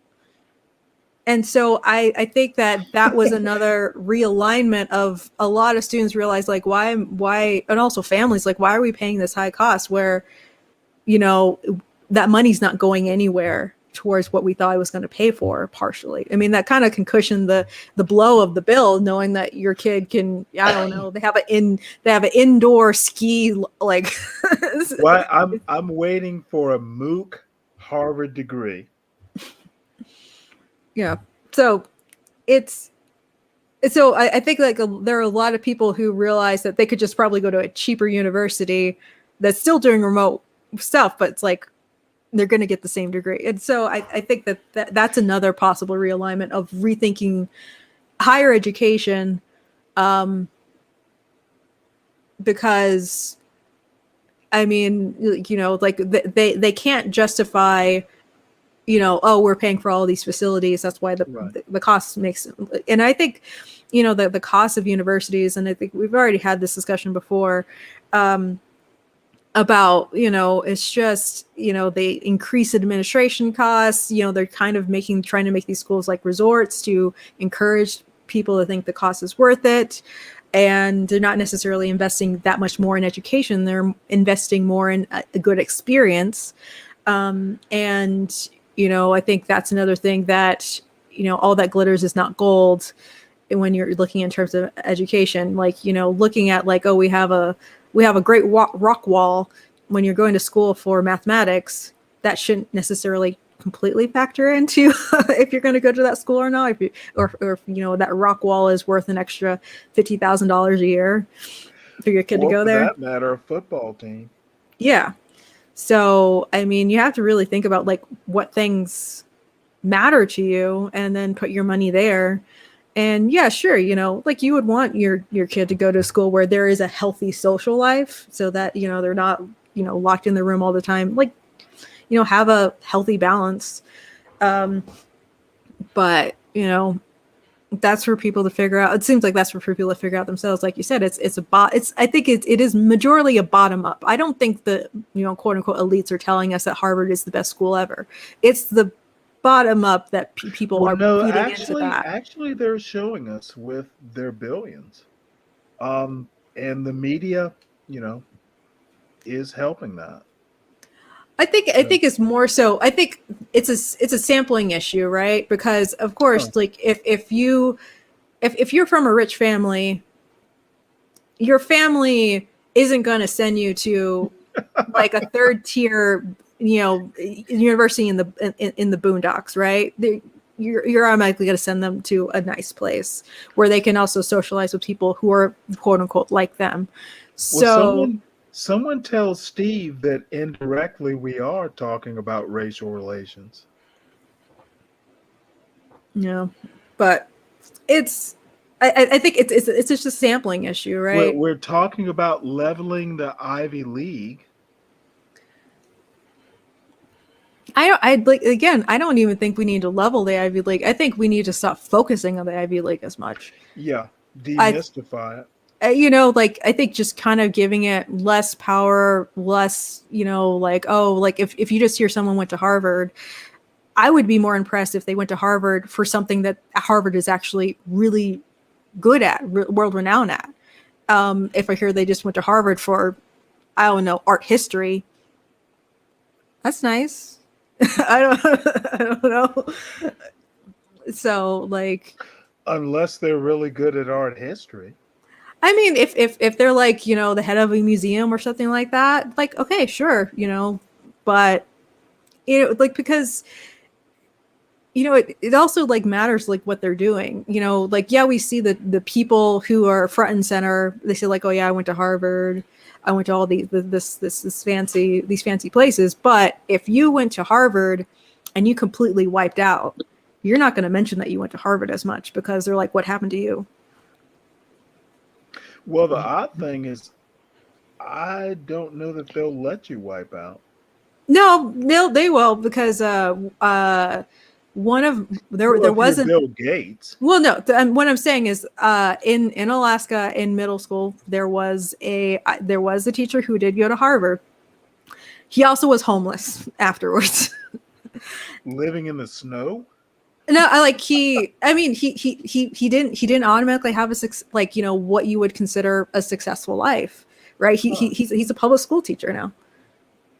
Well, And nothing so wrong with that. and so the reason why he mentioned that he went to Harvard, but yes, he became homeless, is that, you know, these types of prestigious things don't automatically dictate where your life is going to go. That's why he told us that story. So like, they'll absolutely let you wipe out.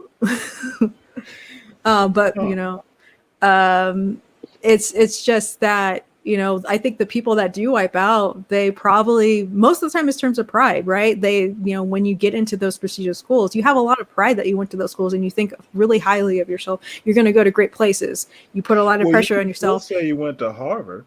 But yeah, you still go to Harvard. But then if you're working at, you know, something else, then people are like, what's wrong with you then? Like, there's that mismatch.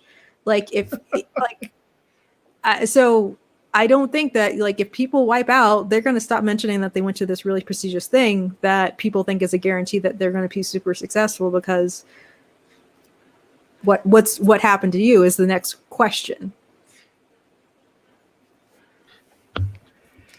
Chloe, So, I have a question for everyone, including Peter. I can't see who else is on, but so first of all, Peter, I would love to touch base with you offline because anyway, so get in touch with me. But my question is, Glenn Lowry talks about this all the time. He talked about it again during his interview with Barry Weiss. He mentioned how the quality of elite U.S. education at the level of the undergrads, graduate students, at the level of the faculty has declined dramatically since the 60s and 70s, right? And it's a steady decline in quality. He also expressed incredible fear, and he's done this many times, that a lot of the best students who are graduating with PhDs and with masters from elite US universities are going to work in foreign countries. He mentioned a lot of them are going to work in China, and he means like people who are not ethnic Chinese. And And he he's talked very with Barry fearful Weiss that about the this. US academic institutions are falling behind the rest of the world, and that it's going to have massive long-term implications. And not just the US academic institutions, but US institutions in general. In time, maybe R&D facilities which are located physically in the US, etc., the private sector. It will eventually feed down. He's very worried about this. Can everyone share their thoughts about this? Barry Weiss was who he talked to about this. Well, he talked about it with her in some detail, but he talks about this a lot. I think there's like a two-tiered thing going on. I think there's these highly technical schools of engineering and mathematics and science that are still doing pretty well.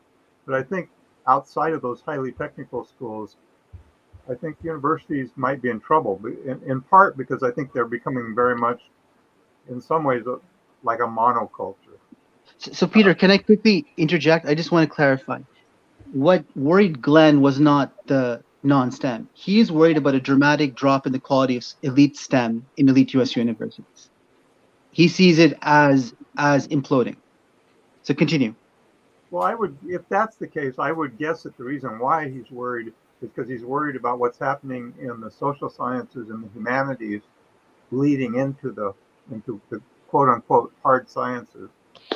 If I might clarify, because Barry Weiss tried to take it in this direction you mentioned, and Glenn specified, no, I know you, yeah, what you're saying is a big problem, but I'm talking about a bigger problem. Even if we didn't have this woke stuff in the social sciences feeding into STEM, we're seeing a drop in the quality of STEM versus a few decades ago across the board in the elite US institutions. And he says that the US elite institutions are no longer, I mean, they're losing ground compared to universities elsewhere in the world in top STEM. And then he's afraid the US is falling behind in high-end STEM in general. Is Glenn Lowry the best messenger? He had a lot of impediments getting to where he is, and I've never heard him talk about how good his family was. I've heard him talk about his uncle, but you know, um, I'm not sure Glenn is the best messenger. He overcame a lot, but he overcame a lot of impediments too, and he was lucky to do so.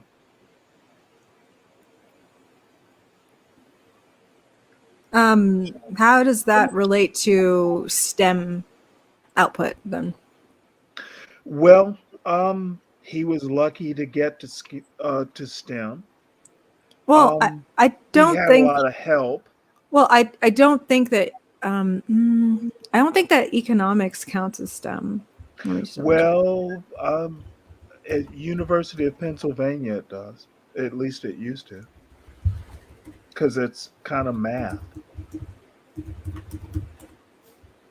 only thing I can think of, other than just the general decline of academia frankly, because of its over politicization, is that there's much more competition now.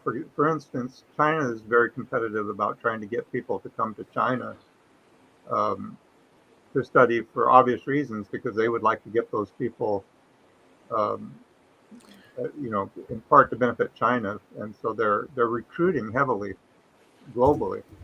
So there might be a lot more competition to American schools now compared to the past.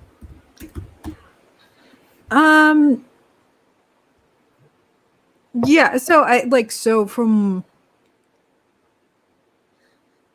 obviously, I think STEM in the US isn't the best as compared to other as compared, the output of other countries. And I think that, kind of getting back to what Anand was saying about, the United States isn't attracting as many high quality immigrants. I think that that might include, university students that will go through, you go to American schools for STEM.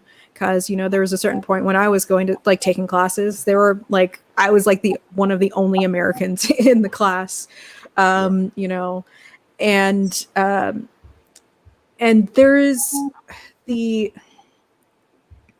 just, and there's this other video of I think it was this woman who works, I think, in Amazon or something like that, kind of complaining about diversity issues, about and how a lot of Silicon Valley type of companies, the FANG companies, Facebook, Amazon, Apple, Netflix, Google, and you can add Uber, Microsoft, all these other big giant tech companies.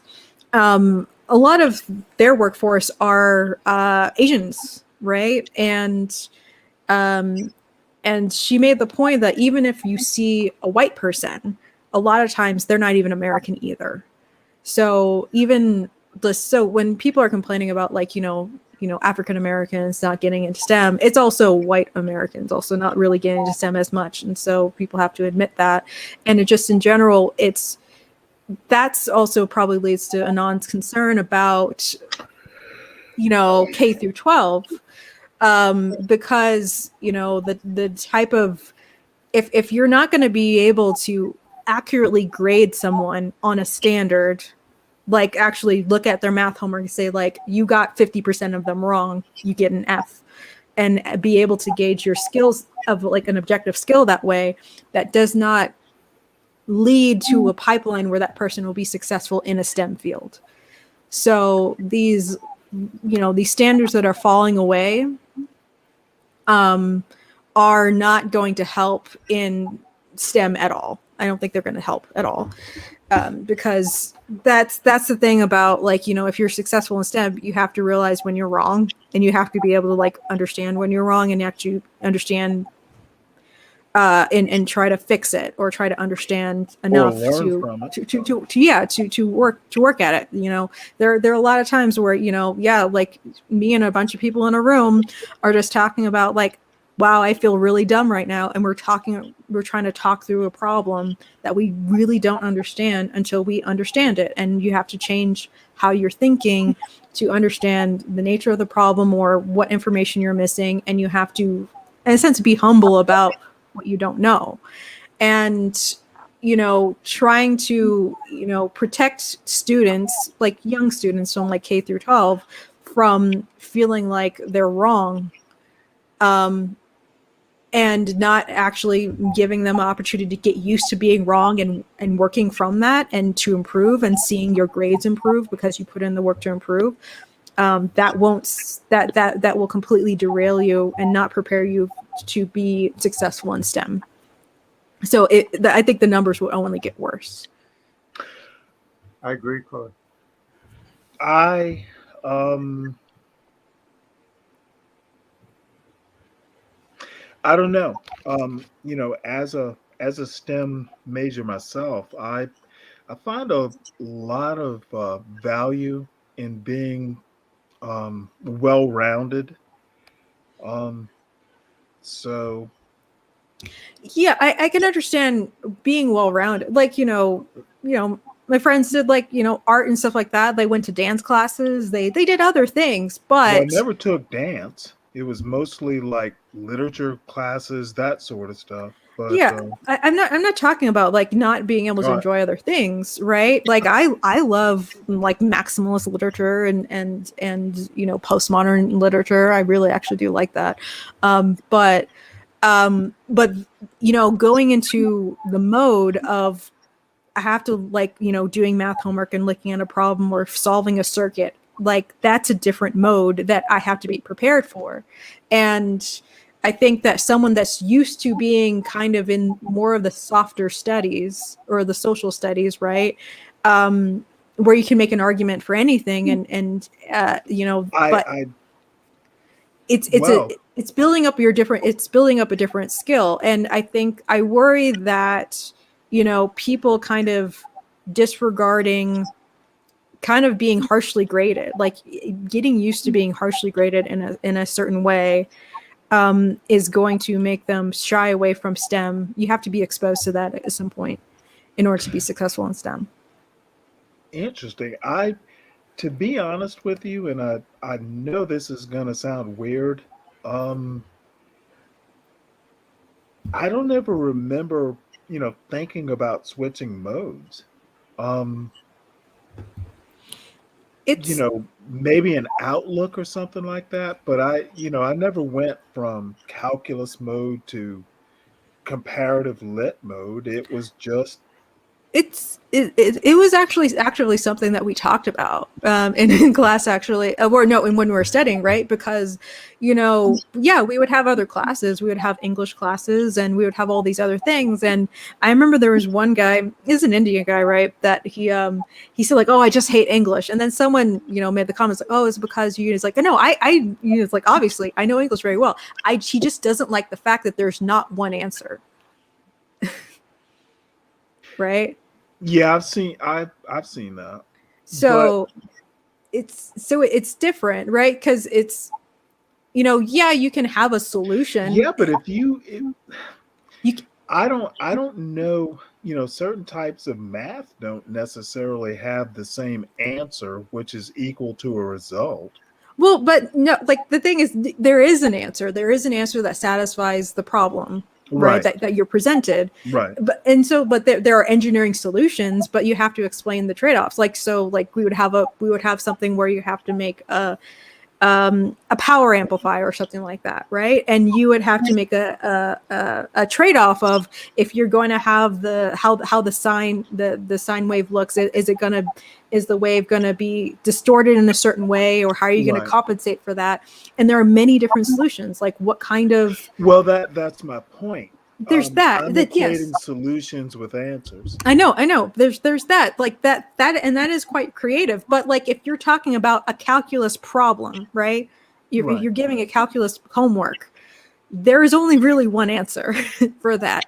But if you're given an English homework, the answer that you can provide is infinite, really. And it depends on also like if the teacher likes it or not, or what they prefer. And so like, that's because even in high school, I was in the honor English track, and also I was in calculus, and I did physics, and so I was with the same group of kids who took all of those high achieving classes. And that was another annoying thing that people talked about. It's like, I like math because there's only one answer, but I have to know what the English teacher likes in order to write something that she would grade highly. And so it's they have to take into account the psychology of another person. Because I did have an English teacher at one point who was Russian, and we couldn't use any American idioms because she wasn't familiar with them. And so like we had to take that into account, and we found that frustrating. When you don't have to take that into, because also our calculus teacher was also Russian. She kicked our asses in different ways, but that was a more tolerable way of getting our ass kicked, because it was very clear that we were wrong, and we could handle being wrong as long as there was a path of figuring out the answer. Critical Russian. I think I understand what All Chloe's right. saying, and I Right. agree. Sorry. I agree that it's a problem when, I think it's a problem with English teachers, as an English teacher, that when somebody has to guess what I'm going to like in order to get a good grade, that's a problem with the teacher. It shouldn't be that way. Absolutely. That needs to change. And I also agree with your point about STEM. I think students have to know that there's a wrong thing, and by being wrong, they shouldn't feel belittled. Everybody's going to be wrong. So they have to learn that that being wrong is part of how you learn. That's how we learn, by being wrong a lot, and then we start getting that. Then we start getting better.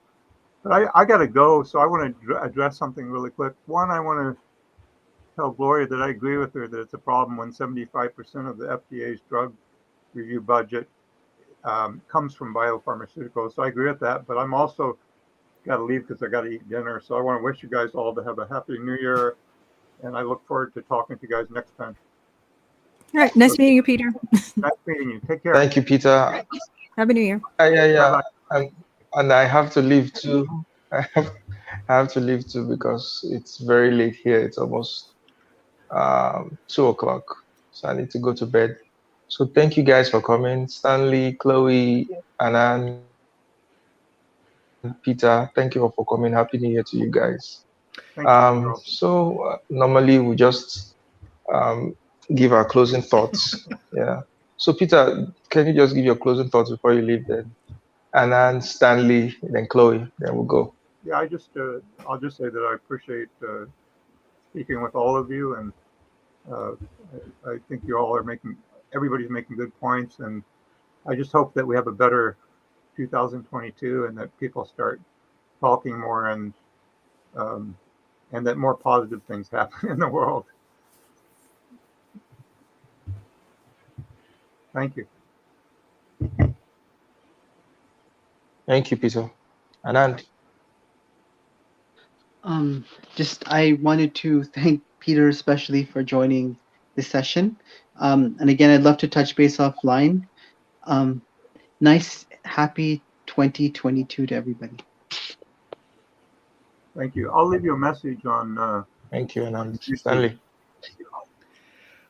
Charles, I have to make a special shout out to you. You caught my attention with CAT, and you made me think and fuss and all that stuff. So I appreciate your platform, and Happy New Year to all. Wow, thank you, Stanley, and I appreciate your contributions to my platform. I really do appreciate that. Chloe. Yeah, let's hope that 2022 is not worse. But yeah, again, I would like to, give my appreciation to you, Charles, for providing a great space and a platform to talk about these issues that it like in an in-depth way that you don't typically see many other places. So yeah, thank you. Yeah, thank you guys. So we'll talk soon in another live stream. So it's good night from me. Good night, good morning, and Happy New Year to you guys. Happy New Year. Bye.